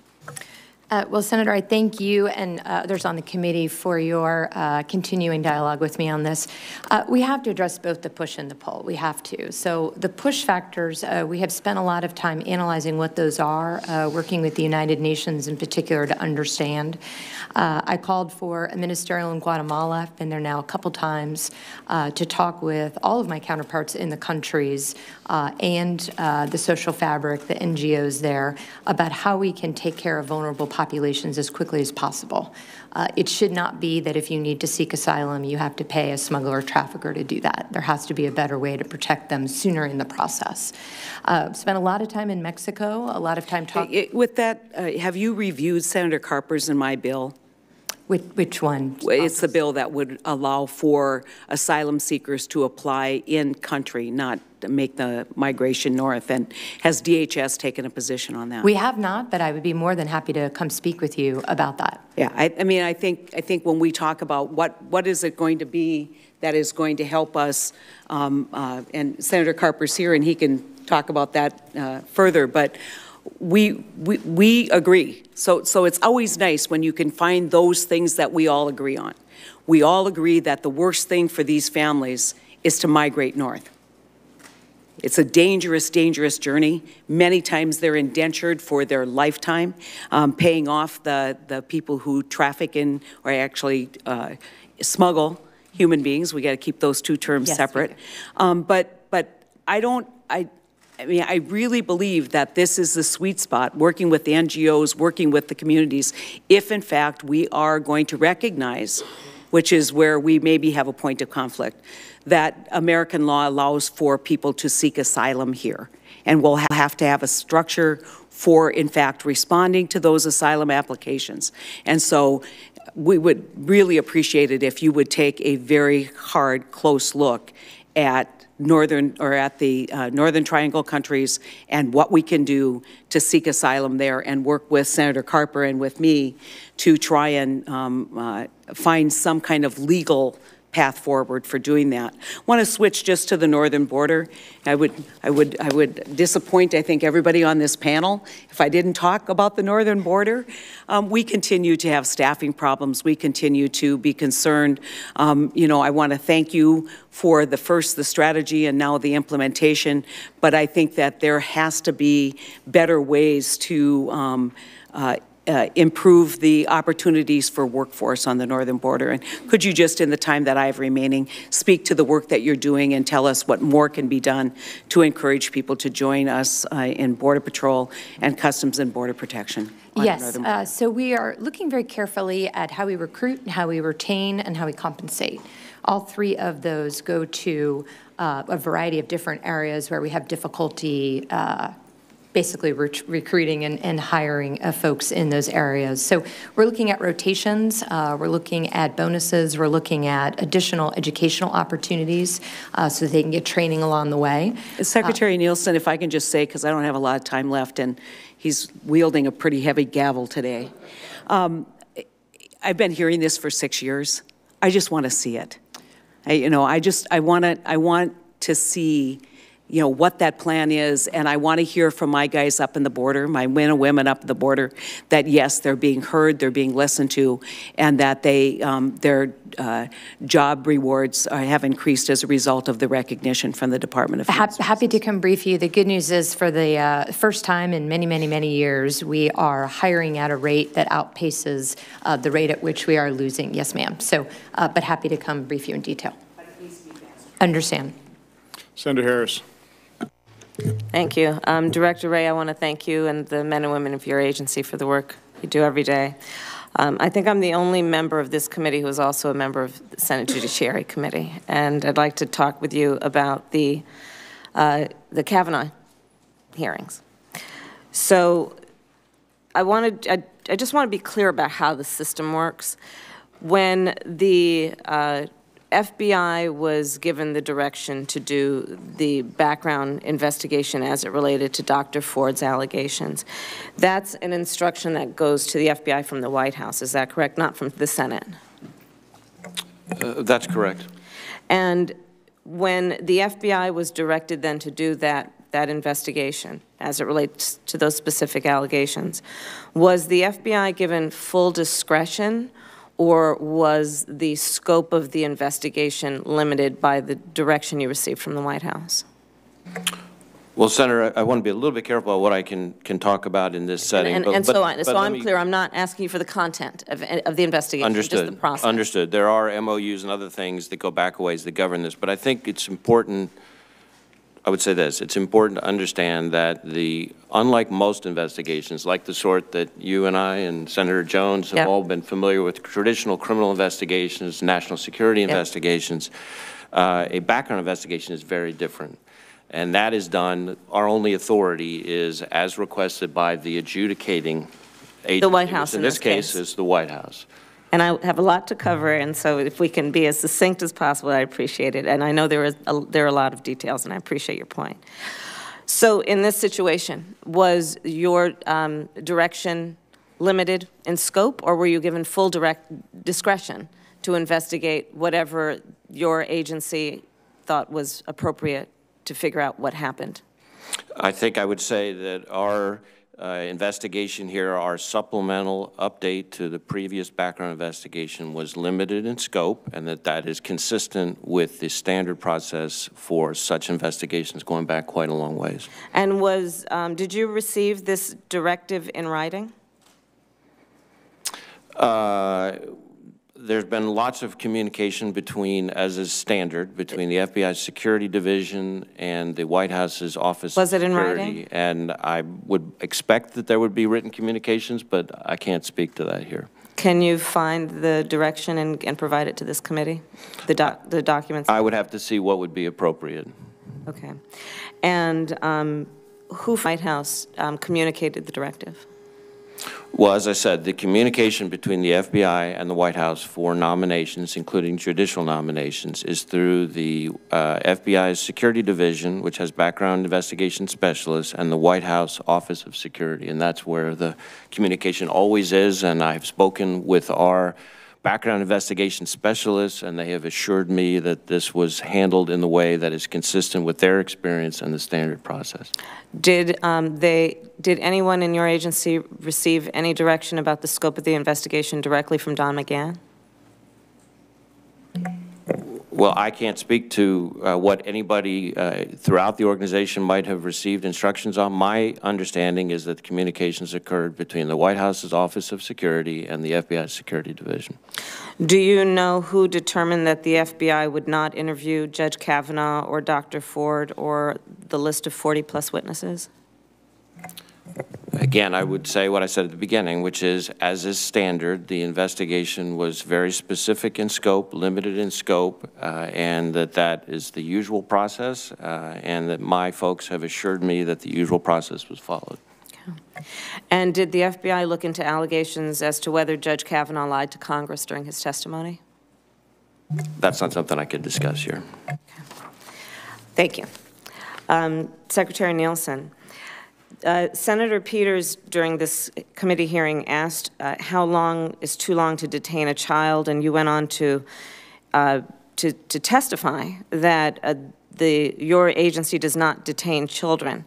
However, it appears that there is some conflict then between your understanding and what the IG reported in September of 2018, when in that report, which I have here, and I'm sure you've read it, there was a finding that CBP held children separated from their parents for extended periods of time in facilities intended solely for short-term detention. despite assertions by you that children were being transferred to HHS within 72 hours, as is statutorily required. For example, in the Rio Grande Valley sector, 27% of children were in CBP custody for more than 5 days, and in the El Paso sector, 23% of children were in CBP custody for more than 5 days. And in one case, in the Rio Grande sector, I believe a child was held in CBP custody for 25 days. How do you reconcile the testimony you provided this committee with the report from the IG? So I think that there's two separate topics. The one that you were describing is when we apprehend a family unit, or what you're talking about is an unaccompanied child, we, as soon as possible, process that child, which means we give them initial medical screen. We ascertain if they have family members as best we can in the United States, where they're from. But Secretary, I just have a minute left. Okay. You testified that you don't detain children. We do the not. IG report indicates that we do CBP, not have, which is, I'm not finished. The IG report indicates that CBP has detained children, and not only has CBP detained children, they've detained them for longer than is statutorily allowed. How do you reconcile the IG report with your testimony this morning? We do not detain children. What we do is when we apprehend them at a Border Patrol station, we process them, and as soon as there is room in an HHS facility, we transfer them. Because of the So does the processing involve detention? It's not detention facility. Do they stay in CBP custody? Do they spend the night there? We are not able to, under the law, put them anywhere else, so we will care for them until bed space opens at a detention facility at HHS. In other words, you do detain children? In other words, we do not have enough detention facility at HHS because 10,000 children were sent here unaccompanied, and their parents chose to do that. Thank you. Senator Paul. Secretary Nielsen, you're a member of the Committee on Foreign Investment in the United States, CFIUS? Yes, sir. Earlier this year, CFIUS intervened to block Broadcom from acquiring Qualcomm because of national security concerns.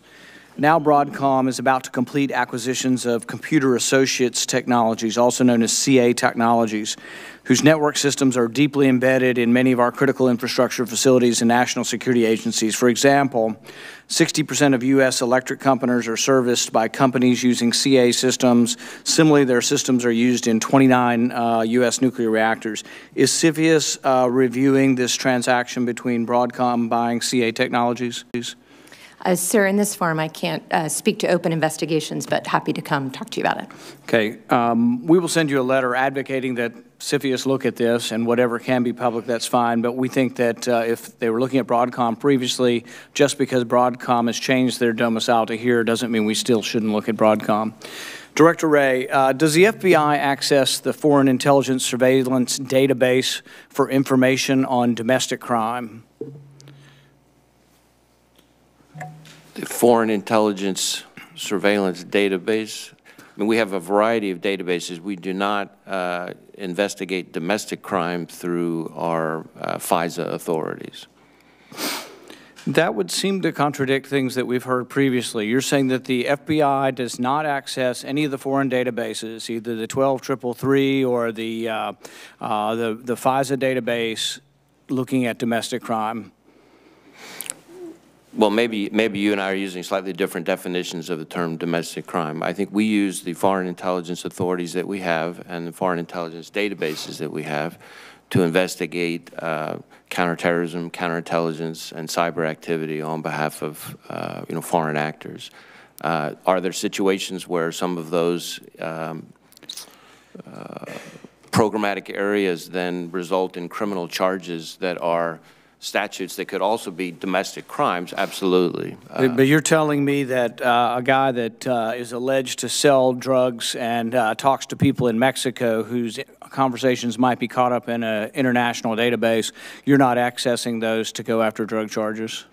Senator, I'd be happy to try to arrange a more detailed briefing that could get No, but that's either a yes weeds. or a no. Either you do it or you don't do it. In the past, my understanding is the FBI has said that they do this. that they do access, and that's been a big debate over what the legislation should say on what you should do. And in the recent FISA reform, we actually said you can only do it, or that it requires a warrant if you have an open and active investigation. The point from those of us who believe we need more privacy control is that we're concerned that the FBI, thousands of agents across the country, could be looking at conversations about domestic crime or about anything, perhaps, without a warrant. And that's the debate we've been having for years in this country, and this is a public policy debate, not one over secrets. So your testimony is that the FBI does not access foreign databases to investigate in any way domestic crime. Senator, I would want to be more careful in my answer to you, so let me propose to get back to you with something in writing on that. The reason this is a debate is that when we collect information on people overseas, we don't use the Constitution. We don't believe necessarily that the Constitution applies to you if you live in Libya.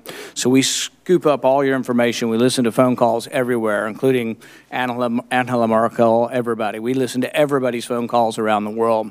And so, but we tend to tolerate that, but we have the Constitution for those of us in the United States. So if you happen to catch someone talking on the phone, so for example, do you think that it's possible that the President's conversations with international leaders are in the FISA database? I'm not sure there's anything I could speak to in this setting. It's been reported in the Washington Post about 2 years ago. There were 1,500 times in which the president, this was when Obama was president, was minimized, meaning that, yes, you are gathering up so much information, you, the NSA, the intelligence community, that actually the president's conversations are gathered up in there. Do you think it's possible that members of Congress are in the FISA database if we talk to international leaders? Well, Senator, I am quite confident that we are conducting ourselves in a manner consistent with the law and the Constitution and subject to extensive oversight. I don't know that I could speak to every hypothetical about whether or not there have been situations. Do you think it's possible that journalists' conversations, if they're talking with international journalists overseas, or if they mention that they're doing a story on el-Baghdadi or another terrorist name, do you think that there's a possibility that journalist conversations are in the FISA database? I can't speak to specific hypotheticals. I think the answer is yes. And do you think it's a possibility that international businessmen and women who are having conversations with people overseas could be caught up in your database as well? Senator, as I said, I am confident that the FBI is adhering to its authorities in a manner consistent with the law passed by the Congress and the Constitution. The problem is while the FBI, by and large, is full of good people, yourself included, you have had some bad apples. You had Peter Strzok and his girlfriend talking about trying to bring the president down. You've had people bringing their politics to work. The concern of us who want more control over what you do and how you look at data is that, as Madison said, men are not angels. That's why we have the Constitution. That's why we ask you to get a warrant. The information you've gathered in the foreign database is not constitutional in the sense that it's gathered with no bar. There is no warrant. There is no constitutional manner to that data. And yet you're going to then use it on domestic crime. That has been our complaint for years and years and years, that you should not be allowed to access that data without a warrant. Why? Because we don't want Peter Strzok and his girlfriend down there looking up Republican donors or conservative donors. We want there to be controls. And it's not to say that most people are bad apples. I think 99% of the people at the FBI are good people. But the 1 or 2% that become Peter Strzok's or Andy McCabe's or abuse their authority down there need to have the control of the Constitution. That's why we continue to argue that these FISA databases, any of these foreign databases, that if you're going to look in them, if you have an FBI agent in Omaha and he or she's going to look at the database, into any of these databases, they should call a judge and get a warrant. That way we don't allow bias to enter into this. This has been, from the beginning of time, the protections we want, and I don't think it's being taken adequately. Thank you.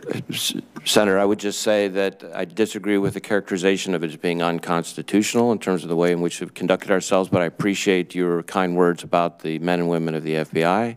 I would say that the recent legislation that was passed by this Congress was important legislation to keep Americans safe, and I think we can protect the American people and uphold the Constitution at the same time, and I think that's what we're doing. Senator Langford. Thank you to all three of you and the teams that work around you. You have some pretty remarkable folks that are engaged in this, and so we appreciate the ongoing work that you have. Secretary Nielsen, let me start with you. There were some questions that came up on a Bloomberg article just a few days ago about supply chains and the accusation that China, as a government, from the article itself, was working with individuals within manufacturing to put microchips into motherboards that would then get access to all parts of communication and all parts of the American government, including national defense resources. Talk to me about DHS and what you're doing on supply chain management and trying to be able to help protect us from foreign threats. So this is a particularly pernicious threat, as you well know, because it's very difficult for the average citizen, company, or government entity to understand every component that was put into a part or piece of equipment or network that they've purchased. So at DHS, we've created the National Risk Management Center. Under that center, we have a Information Communications Technology Task Force on supply chain. We're working very closely with the private sector to break down the supply chain and give them much more awareness on the types of companies they're purchasing from. We provide them intelligence with respect to whether those companies could pose a threat. And certainly within DHS, I have asked for a complete overhaul in the way in which we look at contracting to make sure that any vendor that works with DHS is complied with basic security. We also, as you know, have used our binding operational directive when needed in the case of Kaspersky to make sure that that is removed off of all federal networks. So at this point, as you're working with entities, is there a greater threat from manufacturing? Let's say in this case it was from China that's deliberately trying to be able to gain access to information and the movement of information in the United States. Is there a greater threat from China than there has been historically? Is that a growing threat? How would you describe that? I would echo Director Wray's description of China. They're bringing everything they have to bear. They're playing a long game. They're trying to influence us in every way possible. We do see them very active in the cyberspace. So we take that intel from the intel community, and then we appropriately share it with the private sector to make sure that they're up to speed on the tactics, threat indicators, et cetera, that might apply. Thank you. Director Wray, how are the airports doing in working with you? You have a voluntary cooperation with the airports to be able to help check for insider threats. How are airports working with the FBI? Are they actively engaging with the FBI? Or you see the vast majority of airports saying we want to do that? Obviously, TSA are very aggressive on trying to be able to work for insider threats, but there's lots of other employees that are there. The majority of airports voluntarily cooperating with you or not? I would say in general, Senator, that the airports have been good partners with us. Obviously, we work very closely with the various DHS agencies in dealing with airport security. But I would say for the most part, we have had pretty good cooperation from the airports. So for airports that have chosen not to cooperate with you, and there are several that have said, you know, we've got it, we'll do our own, what would be the counsel that you would provide to them? I think this is a shared fight, a shared threat, and requires a shared response. Thank you. Secretary Nielsen, let me go back to immigration. You have a very difficult task. It's been interesting to be able to hear the dialogue around this dais today. When you have thousands and thousands of kids that are coming at you, that you're trying to be able to manage and care for, which foreign leaders have come to the United States to be able to look at the facilities specifically to see how their kids are taken care of and have walked away impressed, saying, okay, our kids are being well cared for. They have an understanding from those governments that these individual kids or these families have crossed the border illegally. They've crossed thousands of miles. They've slept on the open ground and dirt and not had access to good food, not had access to shelter, have been moved by human smugglers. Then they come to the United States and they're treated with dignity. They're put in a place. They're provided food, they're provided shelter, they're provided safety that they've not had, several of them for weeks and weeks and weeks of travel. It's a very different experience. So it's interesting to me to hear the note and the accusation to you as you're detaining children when you're actually trying to be able to manage and provide care to kids that have not had care, sometimes from their own parents, sometimes at all from anyone for weeks at that point. So I do appreciate what you're doing. You're putting a positive face forward for America to be able to help provide care for kids that are in a vulnerable moment. So I appreciate that. I also appreciate what you're doing working with the Northern Triangle and with Mexico. Can you help me understand where that's going? Because I know there's a lot of dialogue right now with the Northern Triangle. This Congress has voted 3 years in a row to put over $600 million towards helping stabilize Guatemala, Honduras, and El Salvador. 3 years in a row, $600 million each year plus to be able to fight corruption, provide judicial stability there, to be able to help fight off drug interdictions and such, to be able to help. You're also engaging at a different level. Help me understand that. Happy to. So there's quite a few components that go into it, as you know. So working directly with the 3 countries in the Northern Triangle and Mexico and Colombia, Costa Rica, other countries in the region, I have asked us to work on a regional approach to counter smuggling. The smuggling epidemic is not a United States problem, it's not a Mexican problem, and it's not a Northern Triangle problem. We all have to work together to dismantle that. So that's part one. Part two is making sure that the countries from which they originate are as stable as possible, that they provide health, care, food in some cases, but employment opportunities. The more and more that we have dug into this over the last year in conjunction with the United Nations, what we have found is the vast majority of those leaving the Northern Triangle leave for family reunification, leave for an economic opportunity, and then in some cases, in some areas, leave for a lack of food security. So we're working with the United Nations to increase asylum capacities so that we can take care of those vulnerable populations who do choose to leave as close as possible to that source of origin. I hope to be able to report to this committee soon some great strides forward with Mexico. I've been working very closely with the Peña Nieto administration, but also have had many conversations and trips to Mexico to meet with the López Obrador incoming administration. We have our conference later this week where we hope to focus on both building prosperity in the region with the NGO community and nonprofits, and also to focus on that security. How can we together as a region counter what we have, which is our common cause, which is against the smugglers, against the transnational criminal organizations and the gangs. So it's very complex, but we're pulling it all together to make sure we have a holistic approach. Great. Thank you for that. Senator Carper, are you ready? Sorry to be bouncing back and forth. You know, we serve on a bunch of hearings and a bunch of committees, and I apologize for not being here for all of this one. I appreciate the interest, strong interest that Senator Lankford has shown in the Northern Triangle, and there's a reason why we have tens of thousands of people coming up from Honduras, Guatemala, and Salvador. As you know, Madam Secretary, they have lived in too many cases lives of misery, and we're complicit in that misery because of our addiction to narcotics. Senator Lankford told me a few minutes ago before I left for another hearing that there's some progress in Guatemala just in the last week in terms of going after bad guys with respect to drug operations, and we applaud that. He and I are going to have a chance to talk to the President of Guatemala tonight at dinner, and there, while we applaud the work that's going on with respect to narcotics, we're not so pleased with what's going on in some other regards. And I don't know how closely your predecessor, Jay Johnson, stayed very close to what was going on in the Northern Triangle. I don't know if you have the chance to do that or not, but if you had a chance to convey briefly a message to President Morales tonight with respect to the progress or lack thereof in terms of working through the Alliance for Prosperity to actually turn the country around and improve things, what message would you give him? Sir, I'd go back to awareness.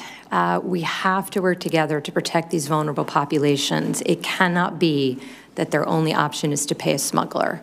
So the more that he can do to work with us, and I do stay very involved, I probably spend about 40% of every working day on Mexico and the Northern Triangle to try to work on the push factors and help stabilize the region. But the more that he can help us with awareness and help us work towards other options, I do think that that will monumentally move us forward. All right, thank you. One of the other hearings I came from, the Environment and Public Works hearing, which focuses on today on endangered species of all things. But one of our witnesses just shared with us that her husband's heading for Mobile has something to do with the storm that's bearing down, and they have realized another threat. One of the threats to our homelands, I think the greatest threat perhaps to our homelands, no one's talked about it today, but GAO's talked about it quite a bit in the last half dozen or so years. And that's the fact that our planet's getting warmer, and we're seeing extraordinary extreme weather happening. I think the cost maybe just last year for extreme weather events was about $300 billion. That's up dramatically from 10 years ago. We have We measure rainstorms now, the amount of rain by the foot, not by the inch. We have parts of Montana, Idaho, Oregon, Washington, even California, where they're on fire. They've been on fire earlier this year. Places bigger than my state, a big state, I might add. And extreme weather, they've had, I think, in the last 100 years, 33 Category 5 hurricanes in the whole Atlantic. In 100 years, 33. Last year, we've had 3 right here in the U.S. Something's going on here. And GAO says we better get our heads into the game. United Nations released a report just last week that said, better get our head into this game. And when you testified before us, Madam Secretary, I think I or somebody asked you a question about, do you think of this as a serious concern? And I think maybe you thought it was kind of a political question. We're trying to put you on the spot with your boss. And is this climate change real? And is there something we ought to be doing about it? But I just want to know, same question. When you think of threats to our country, to our homeland, what do you think about this threat? I think it's very serious. As you said, just in 2017 alone, 15% of the United States population was affected by either a hurricane or a forest fire. So the intensity, the changes in weather patterns, the changes in which the hazards manifest, all require us to update everything we do. So first, I want to thank you very quickly for the legislative language I know this committee worked very hard on, which is to give us the ability to do pre-mitigation grants. I think that will really help to prepare areas. But we have to increase our modeling. We're working much more closely with NOAA. We're working much more closely with the Department of Interior, Department, USDA. We have to do more to anticipate and understand how these threats would manifest. All right. I want to quote Mark Twain. Mark Twain once said, this goes back to some of our earlier conversation about truthfulness and that people understanding, like I think Senator Hassan raised the issue about faking identities and just deluding people and misleading people. But Mark Twain once said, "It ain't what people don't know that bothers me. It's what they know for sure that just ain't so." It just ain't so. Thomas Jefferson said it differently. He used to say, if the people know the truth, they won't make a mistake. If the people know the truth, they won't make a mistake. People don't know what's true anymore. We don't know it here. And my wife's been over in a couple of countries like Georgia, where they've gone through all kinds of attacks from the Russians. And people don't know what the truth is anymore. Let me just ask our FBI Director, Mr. Wray, just think out loud about that, knowing the truth and this kind of situation we face as a nation today and the fact that it's hard to know what's true. Senator, we think decisions need to be based on facts, and I think more and more this country could stand to everybody take a deep breath and calm down for a second and focus on the facts. And that's what we're going to do at the FBI. I quote Jack Webb, who used to play Joe Friday, I think, on the FBI show many, many years ago. And he was famous for always saying he's going someplace to do an investigation, knock on the door, and somebody would open the door. And he would say, whoever answered, "Just the facts, ma'am, just the facts." And we don't know what the facts are this morning. Mr. Travers, you've not been asked a whole lot of questions, but if you were to just pick one question you would like to be asked, what would that question be? What's your single biggest concern about the terrorist threat going forward? Good. Could you answer that question? My answer will be That's a great question, by the way. Complacency. I was like... People are always saying to us when we ask questions, they say, well, thank you for that question. So I'll thank you for your question. Sir, I was wondering if I was going to get out of here with just one question today. And no way. A few years ago, your predecessors, our predecessors, it would have been all terrorism all the time. One question, I'm not complaining at all. I think it's reflective of all the very good work that's been done on your side of the dais, on our side of the dais. The country is much safer because of our counterterrorism efforts. But as I said in my opening statement, there are concerns, and there are really hard challenges that implicate policy and law, I believe, that we need to address because, frankly, the bad guys are moving faster than we are. And so I do worry about taking our eye off the ball a little bit. There are much more... There are really hard national security challenges we have to address, and they have supplanted terrorism to a degree. but we need to be careful. All right, thanks. Thanks so much. Thanks, Mr. Chairman. Senator Hoven. Thank you, Mr. Chairman. Secretary Nielsen, first I want to thank you for coming to North Dakota, for your visit to the Grand Forks Air Force Base to see your CBP facility there. We think Director of the CBP, Kevin McAleenan's doing a fine job. And also seeing our Grand Sky Technology Park. As you know, we were able to pass the Preventing Emerging Threats legislation led by this committee, and I want to thank both the chairman and ranking member for their work on it. And I was pleased to be part of that legislation. We talked about how it was important legislation that you needed to counter UAS threats. Now that that legislation is, we've moved that legislation, can you tell me where you are in terms of standing up that effort, both as far as what additional authorities you might need, what your plan is to stand up and make sure that we have that counter UAS security both at the border and internally in the country, and also how facilities like the facility you saw in Grand Forks can be part of that effort? Well, sir, first and foremost, we have an implementation plan we've been working on for some time in anticipation of receiving the authority. We look forward to briefing you at your convenience and interest on the details of that. At this time, we do not believe we need any additional authority. We, again, I started by thanking, let me do it again. I really appreciate the leadership of everyone on this committee. It makes a tremendous difference to know that when we have an emerging threat, we can quickly work with Congress and get legislation we need. What I would say is, as we look towards research and development, and that is certainly an area that the facility that we visited North Dakota could be very helpful with. But as we look towards research and development and look towards testing applications within civilian environments, it might be in that case that then we need to come back and talk in greater detail about how we can apply those. There are a lot of appropriate reporting requirements in the legislation beginning in 6 months. What I'd like to do is come much sooner and talk with members who are interested about how we intend to use this. DOJ was also granted the authority, as you know. Their applications are slightly different than ours, but I believe that our general countermeasures and approach would be very similar. So I look forward to continuing to work with you on that. As I think you're aware, I'm also on DHS on the approach side.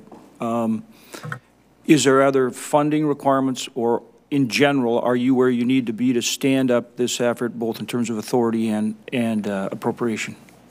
At the moment, we are where we need to be, but I would like to just quickly morph to the flip side of drones, which is the positive use. As you know, up in your area, we use drones, and we use that as an area to launch our drones, in particular to help us secure the northern border. We have 9 that we use right now, Predator drones, but as we move forward, we'd like to continue to work with you on how to expand our capability set with that use. Well, and necessarily so. Grand Forks, just for example, 900 miles of border responsibility all the way from the as you know, from the Great Lakes on the east all the way out through most of the beautiful state of Montana. That's a long stretch, and we need drones to truly cover all that area. We are focused on the southern border and obviously need to be, but we have tremendous expanse with a lot of different terrain, lakes, mountains, plains, all of that on the northern border. So I think this is a very critical part of our effort, and we want to work with you on it. And again, I appreciate you coming out and taking a look. And as you know, we now have beyond visual line of sight authority there as well. So thank you. Thank you, sir. Director Wray, how are we staying ahead of some of the cyber challenges, your cyber security? You know, we always think of your field agents and how tremendous they are. But how about your technology, your cyber, staying ahead of the technology that you face, including cyber hacks and that kind of thing on the FBI? So thank you, Senator. This is something that we spend an enormous amount of time on, as you would imagine. We have cyber task forces, as you alluded to, in all 56 field offices. And I think one of the things people don't fully appreciate about those task forces is that they have about 184 other agencies that have task force officers on our cyber task forces. We also have a cyber action team, which is a sort of elite rapid deployment task force that we send out depending on the incident. We have cyber ALATs, which are assistant legal attaches in our foreign offices, and we are trying to partner more and more with the private sector. One of the things that I think is a real challenge for law enforcement generally is the need to improve the digital proficiency, the cyber proficiency through the profession. We just can't recruit enough cyber whiz kids who also have all the other qualities that you and I would both want in law enforcement. And so we're really focused on trying to improve the training that we can provide so that we can make sure our workforce is truly digitally savvy. And that's a big focus of emphasis, and we certainly will be using all the help we can get from Congress to enhance that. Director Travers, I am going to make sure you get some more questions. In regard to ISIS, Al-Qaeda, and those types of organizations, we're defeating them on the battlefield. How are we doing it, both tracking them in terms of their efforts on the internet, countering their efforts on the internet, and then making sure that we're tracking somebody who may become radicalized in this country and countering that threat? Sir, it's amongst the largest questions, problems that we have. And I want your evaluation of how well we're doing it, and are we on top of it? As the strategy that came out last week indicated, we have to do far better in the full range of non-kinetic measures, and radicalization on the internet is certainly one of them. We have come a long ways, I think, in the last few years. The private sector, the social media companies are much more willing to work with us than they were. They take down lots of people and lots of content. We're increasingly getting into difficult questions. There would be no agreed upon definition of quote unquote terrorist content, and that gets into free speech in a hurry. But we are making progress. I think the conversation is far more sophisticated, far healthier. I was in Europe last week on this very issue. A lot of concerns within the EU on how well this is or isn't going.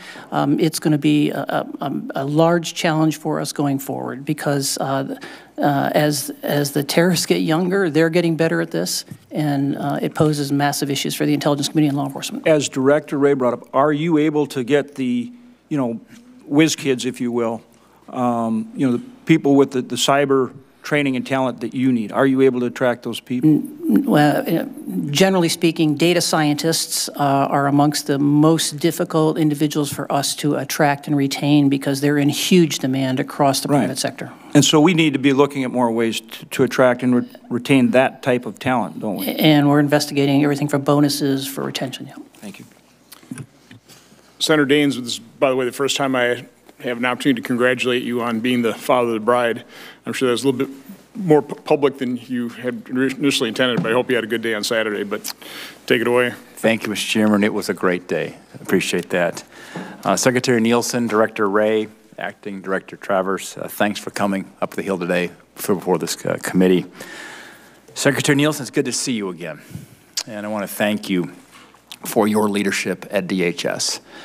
There's been a lot of talk this morning about what needs to be improved, but I also think we should take a moment to recognize truly the great work that you and the men and women at DHS do in keeping our country safe every day, 24 hours a day. We need to secure our borders. The senator from North Dakota mentioned the long northern border that we have from Montana. It's nearly 550 miles. Put that in perspective, it's going from here to Indianapolis, round numbers. It's a great distance. And I appreciate that President Trump has made it clear that we're going to secure our borders. It's a difficult task, but I want to thank you for executing against that mission. As we think about securing our borders, it's a critical first step, certainly, in stemming illegal immigration, but it's also the drugs that pour into our country. And remarkably, we had this discussion last week in this very room, we don't know how many citizens we have in our country, let alone how many millions of illegal immigrants are here. Dr. Dillingham was here last week. We talked about we don't ask that question of citizenship on the census form. Many of these illegal immigrants are harbored in sanctuary cities. This is a direct threat to public safety. Frankly, it's a blatant disregard to the rule of law. In 2018, ICE Homeland Security investigations have led to the seizure of nearly 60,000 pounds of meth so far. That totals nearly $500 million. In fact, 26,000 pounds of heroin, with a street value over $700 million were also seized.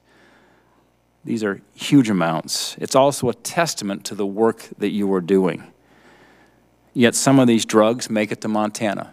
They come up through the southern border, they make it to Montana, and in Montana we are facing a meth and opioid epidemic. In fact, lives, families, neighborhoods are being destroyed. Last week, the Senate passed an opioids package. I fought to include the Mitigating Meth Act that expands the state-targeted response to the opioid crisis grants to include Indian tribes as eligible recipients. Additionally, the STOP Act was included, which helps stop illegal drugs from coming in at the border or being shipped through the Postal Service. Secretary Nielsen, my question is, what steps can DHS take to better prevent these drugs from reaching and directly impacting Montana communities? Well, sir, first of all, in the interest of time, let me just say happy to give you a much more in-depth brief because there's so many answers to this question. But we start with international partnerships and international cooperation. So everyone from Interpol to Europol to all of the countries south of us to include China when it comes to fentanyl. So work with them on at the law enforcement to law enforcement. We use interagency task force, such as that out of Key West or out of South, to track the shipments, the ships that are loaded with drugs as they approach our borders, and we work with all elements of the USG to interdict them. When they get to the border, we have the Coast Guard, we have TSA if they're coming in through land, we have CBP, and what we work in that case in a targeted way to locate parcels or packages that might be of concern. We use non-intrusive detection equipment at the border to actually scan cars, et cetera. Once they get into the country, the next level of security is we work with local law enforcement. We work with different elements of the Department of Justice to include DEA. And we try to take down the whole entire network. So ICE has the Cybercrime Center. We look a lot about marketplaces on the dark web, how to take them down, how to remove the opportunity to sell that way. We also then do a lot of sharing once we have targeted information with state and local law enforcement so that they know it's there. When it comes to the mail, I mentioned before, very appreciative of passage through this body of the STOP Act. We need that. CBP has trained all of its canines. We do targeting, but we need to work with the post office to make sure that all of that mail is scanned. So we try to do a comprehensive way before it ever gets to the borders, at the borders, internal to the United States, in the mail, and then working with state and locals to take it down at that level. Secretary Nielsen, thank you. I want to take it up to a little 30,000-foot view here. In your opening statement, you noted one of the greatest threats to Homeland today is the evolving nature of threats themselves, to include increasingly coordinated and sophisticated criminal activity. Specifically, as you assess threats, what do you believe are the top 2 to 3 greatest threats to the Homeland as you look out over the next 12 to 24 months? So I would say in general that what concerns me the most are these evolving threats because they are evolving and emerging so quickly. So in some cases when we need additional authorities, we will come to you. Again, appreciate all of the efforts of this committee to meet our needs. But there's still a gap because, for example, even with drones, I now have the authority. But before I had the authority, I couldn't even do the research and development to develop the countermeasures to then apply them. So we have to narrow that gap in terms of when we see an emerging threat, fighting it. The transnational criminal organizations are taking all their crime online. They're inventing new crimes online. One that I find to be particularly abhorrent, and I'm working with my international colleagues on, is the instance of live abuse. This is the situation where abusers can watch a child being abused online and give directions real time to the abuser to abuse that child.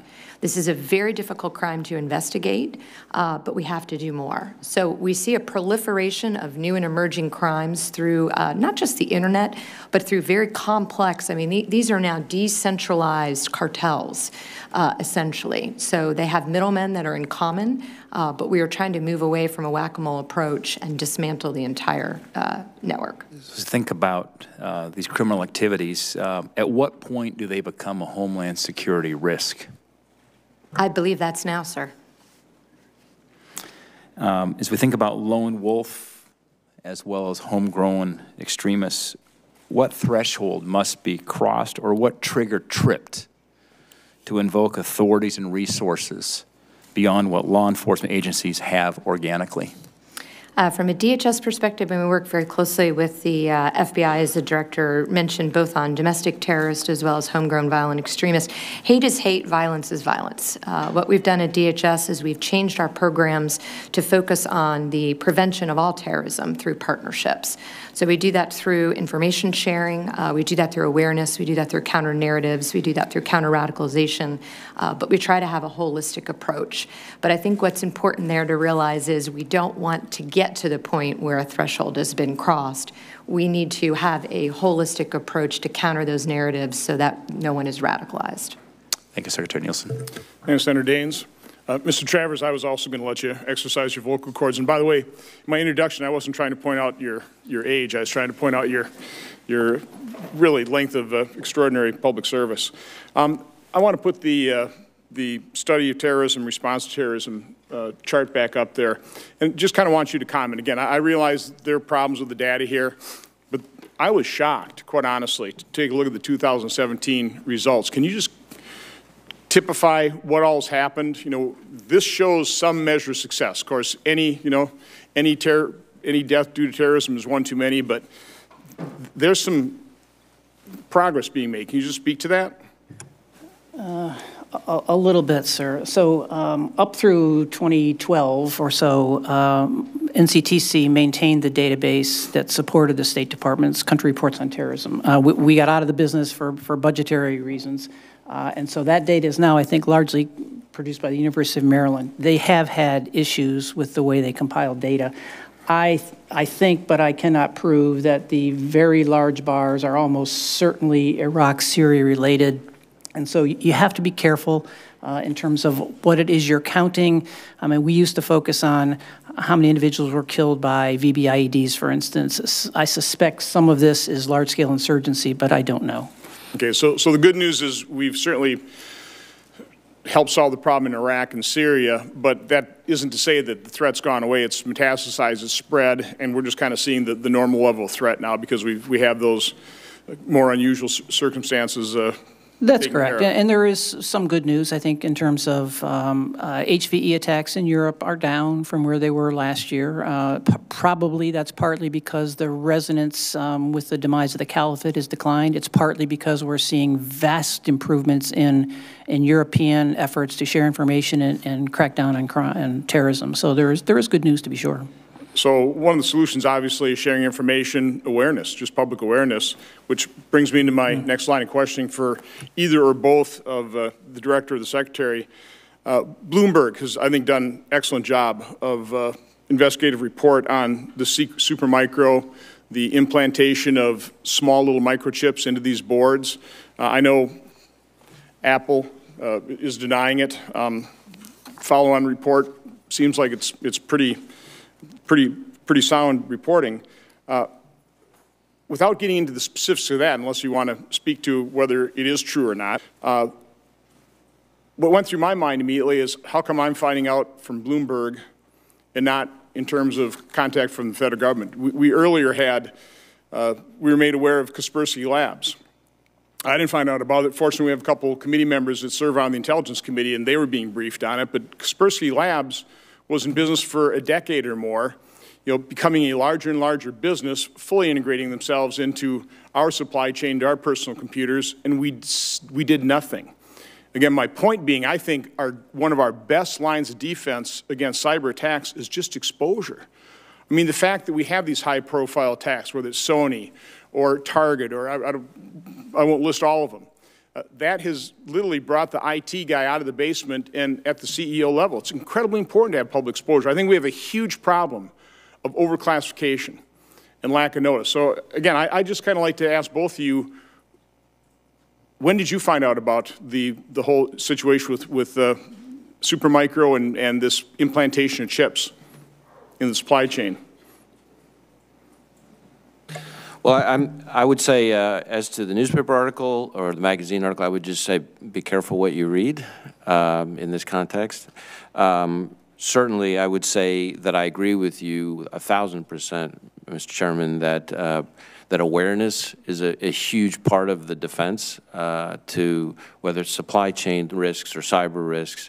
And we are trying, and I also agree with you that there's an overclassification issue that sometimes affects that. I think that's sometimes a little bit of a red herring, because one of the things we've gotten better at doing in terms of raising awareness, in terms of victim notification, in terms of reaching out to, say, the private sector, victim companies, public sector, when those agencies are affected, is in some cases we can do briefings where we have non-disclosure agreements and things like that, but we're trying to get a lot more creative in how we can get information out sooner, because I think there's a recognition that there are way too many attacks and way too many threats for us to be able to investigate all of them, so we have to be able to get into the prevention business. And by the way, so if this is not accurate, I would like to have the FBI or somebody come out and say it's not, because we also don't want false information out there as well. I mean, does that make sense? Or what prevents us from doing that? Well, I can't speak for other agencies. On our end, we have to be very careful because we have very specific policy that apply to us as law enforcement agencies to neither confirm nor deny the existence of an investigation. Okay, so I guess I'm looking at Secretary Nielsen then. But I do want to be careful that my comment not be construed as inferring or implying, I should say, that there is an investigation. We take very seriously our obligation to notify victims when they've been targeted.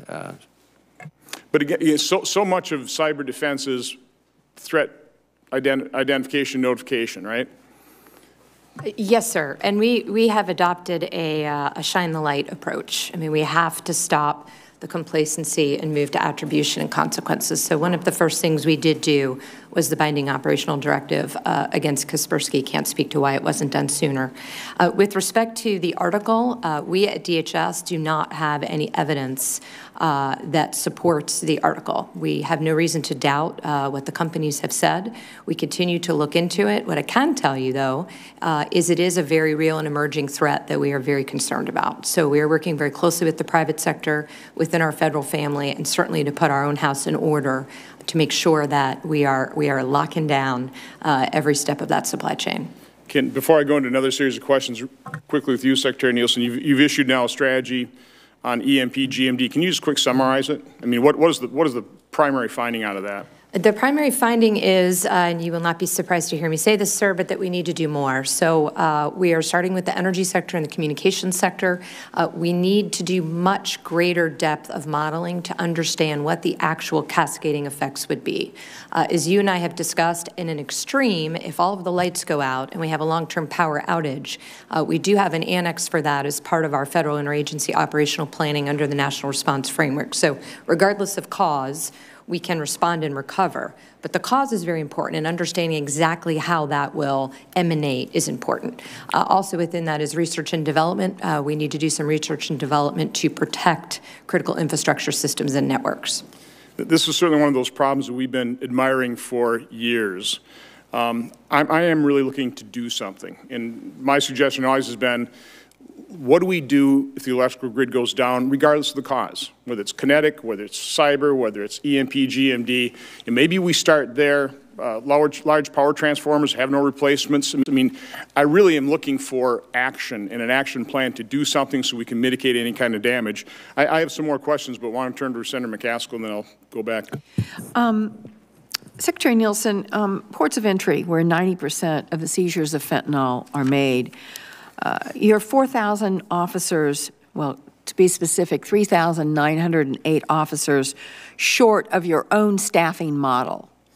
But yet, and I've discussed this before, your department has not requested more for this. Do you agree that you're not adequately staffed at the ports of entry for the interdiction of fentanyl? As you know, Senator, it's a combination. So first of all, to the extent that we have openings, we have open positions, we have to fill them. And we're working very hard to do that. As I mentioned previously, we're finally at a point where bringing folks onto duty, the number is now above the number that we're losing through attrition. So that's step one. Step two, it's that combination of technology. So what we've also done is we're cross-training some of the folks that we do have at those ports of entry so that they're all trained, for example, on the equipment. They can serve multiple positions. But if the basis of your question is, do we need to do more at the ports of entry to stop drugs, the answer is yes. In May, you said there's no suggestion you have a lack of people to work with the canines or run the machine when you were here. The Inspector General, as you know, issued a report on September 24th that said, in fact, the lack of personnel is at the heart of the issue. I'm quoting the report now. It's inadequate to prevent illegal drugs and contraband from entering the United States. In addition to finding that they lack the resources and staffing, they also found that the targeting of packages that we are now doing has a very limited impact. Frankly, limited is a kind word because it found that we are only targeting 0.01% of the packages for inspection. What is your sense of whether or not you can immediately begin to up the number in terms of because that is so minimal. The chances of us really uncovering how much fentanyl is coming in is very limited. I introduced a bill earlier this year to hire more officers at our points of entry and mail facilities. And we can add the technology, but if we don't have enough people to run it, it doesn't do any good. Can you give me any sense of your sense of urgency on this? The sense of urgency is high, first of all. What we are doing, and that's what I was trying to reference, so what we've done, first of all, is we've taken personnel that had a very limited role, and we've expanded their role so that everyone at the port of entry, part of the problem with the equipment is there's only a very small part of that force that was trained on the equipment. So we have fixed that or are starting to fix that. With respect to the targeting, we're increasing our targeting. A lot of that comes from the intel community. So we are strengthening partnerships there, doing more dot connecting, to use Director Travers' language. And with respect to the packages, there's a couple different ways we do that. If it's a package, vice a car, vice a person, the dogs play a role, canines play a role. Secondary inspections are much higher, as you know, in terms of pulling a car over, and we constantly find drugs in cars through the non-intrusive injection equipment. But what I'd love to do is come and touch you more about it and kind of walk through. Yeah, because I'd like us to get on the same page about what you need. Understand. You know, I think, honestly, I'm going to be candid here. I think there has been so much political attention around border security and in Americans' minds, I think, frankly, in the president's mind. He sees this as agents along the border, all across the southern border. And because there's been all that political attention there, there's been very little attention directed to this real vital need that we have. We are dying from this fentanyl in record numbers all across my state. Families, I talk to families every week, Madam Secretary, who've lost a child to fentanyl, illegal fentanyl. And the sad thing about this is we could do this. We know how to interdict. I can guarantee you that the director of the FBI can certainly tell you that we know how to interdict. We just not have put enough boots on the ground around this problem. And I think part of that is because it's the shiny object over here of, are we securing the entire southern border? I want to secure the border. I certainly do not want to shirk that responsibility, but I do this in a way that's smart and really is addressing the threat to our country. Finally, I wanted to ask you about the National Defense Authorization Act, where I was able to include a government-wide prohibition on the use of Kaspersky products and services. Are you in charge of overseeing the execution of this ban? So we do it in conjunction with OMB and others within the government, but as you know, we do have point for federal networks. So from that perspective, we are still implementing our binding operational directive, which achieves, in some senses, the same goal. Do you have data on the products and services that include the Kaspersky code? We do have some data, yes, ma'am. We're happy to share that with you. We'd like that. The legislation required that all Kaspersky products and services be removed from government systems by October 1st, 2018. Obviously, that date has passed. Did we meet that deadline? Have they been removed? I do not have that information, but happy to get it to you today. Okay, thank you. So let me preface my next line of questions with a couple statements and a little history. First, I want to underscore what I think a number of members have already stated. We thank you for your service. We truly respect it. The men and women that you serve with, I mean, many of them putting their life on the line to keep this nation safe. I mean, we literally are in awe of their service and sacrifice. So, again, thank you for that. Secondly, in terms of this committee's history under my chairmanship with this next issue, we've been very restrained. Under our committee's jurisdiction is federal records. And when we saw the abuse of the email system in the State Department with Secretary Clinton, you know, we did a lot of oversight. You know, 3 years worth of investigation, never held a hearing, wasn't interested in a show trial, just wanted to get to the bottom of it. After the election, when President Trump said, you know, we're going to leave Secretary Clinton alone, we pretty well closed up shop and ended our investigation. And then the Peter Strzok, Lisa Page text appeared. And our investigation turned into an investigation of the FBI's investigation of the email scandal, and it's kind of morphed into the whole Russian investigation. There again, we were very patient. You know, relied on the Office of Inspector General. I think Michael Horowitz has done a great job, issued a great report. I read every page of it. After that report was issued, we chose, after 2 other committees, one Senate, one House, held a hearing. We didn't hold a hearing. A lot of my questions were answered, others weren't, and we followed up with an oversight letter. So again, I'm just trying to lay out basically how I've handled this thing, not trying to make no-show trials, just trying to get to the bottom of it. And so, Director Wray, my first question is,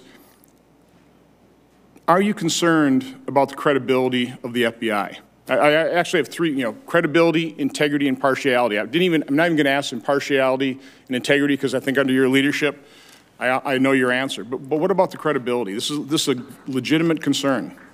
Are you concerned about that? Well, Senator, I take the credibility of the FBI deathly seriously. I will tell you that I try to make sure that I'm focused on our credibility with the people who know us through our work. And when I get out and about, I've met with close to 3,000. And when I say meet, I'm not talking about speaking in a group. I'm talking about shake hands, talk to, meet. Close to 3,000 of the FBI's partners, federal, state, local, foreign. I've met with victims and their families. I've been to, I think, 43 of our 56 field offices. And what I find over and over and over and over again from the people who actually know the facts, back to the response I gave to Senator Carper, the credibility of the FBI is rock solid. Again, that's the 99%. I'm talking about what we've seen over the last couple of years, okay, under Director Comey's leadership. I mean, Senator Paul touched on it to a certain extent. I mean, I can go through the list.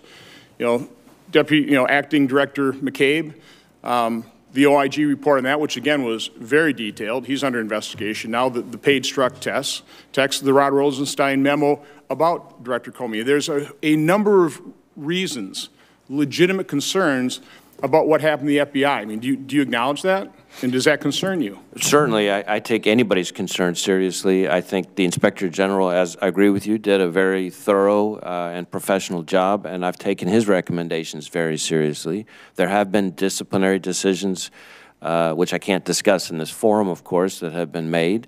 I expect our people to be held to the highest standards, all of them, all 37,000 of them, and I'm going to insist on that, but I'm going to insist on doing it by the book. So we're also going to have an Office of Inspector General report on the leaks, which were very troubling in terms of what the initial OIG report on the Clinton investigation came. Who investigates the investigator? I mean,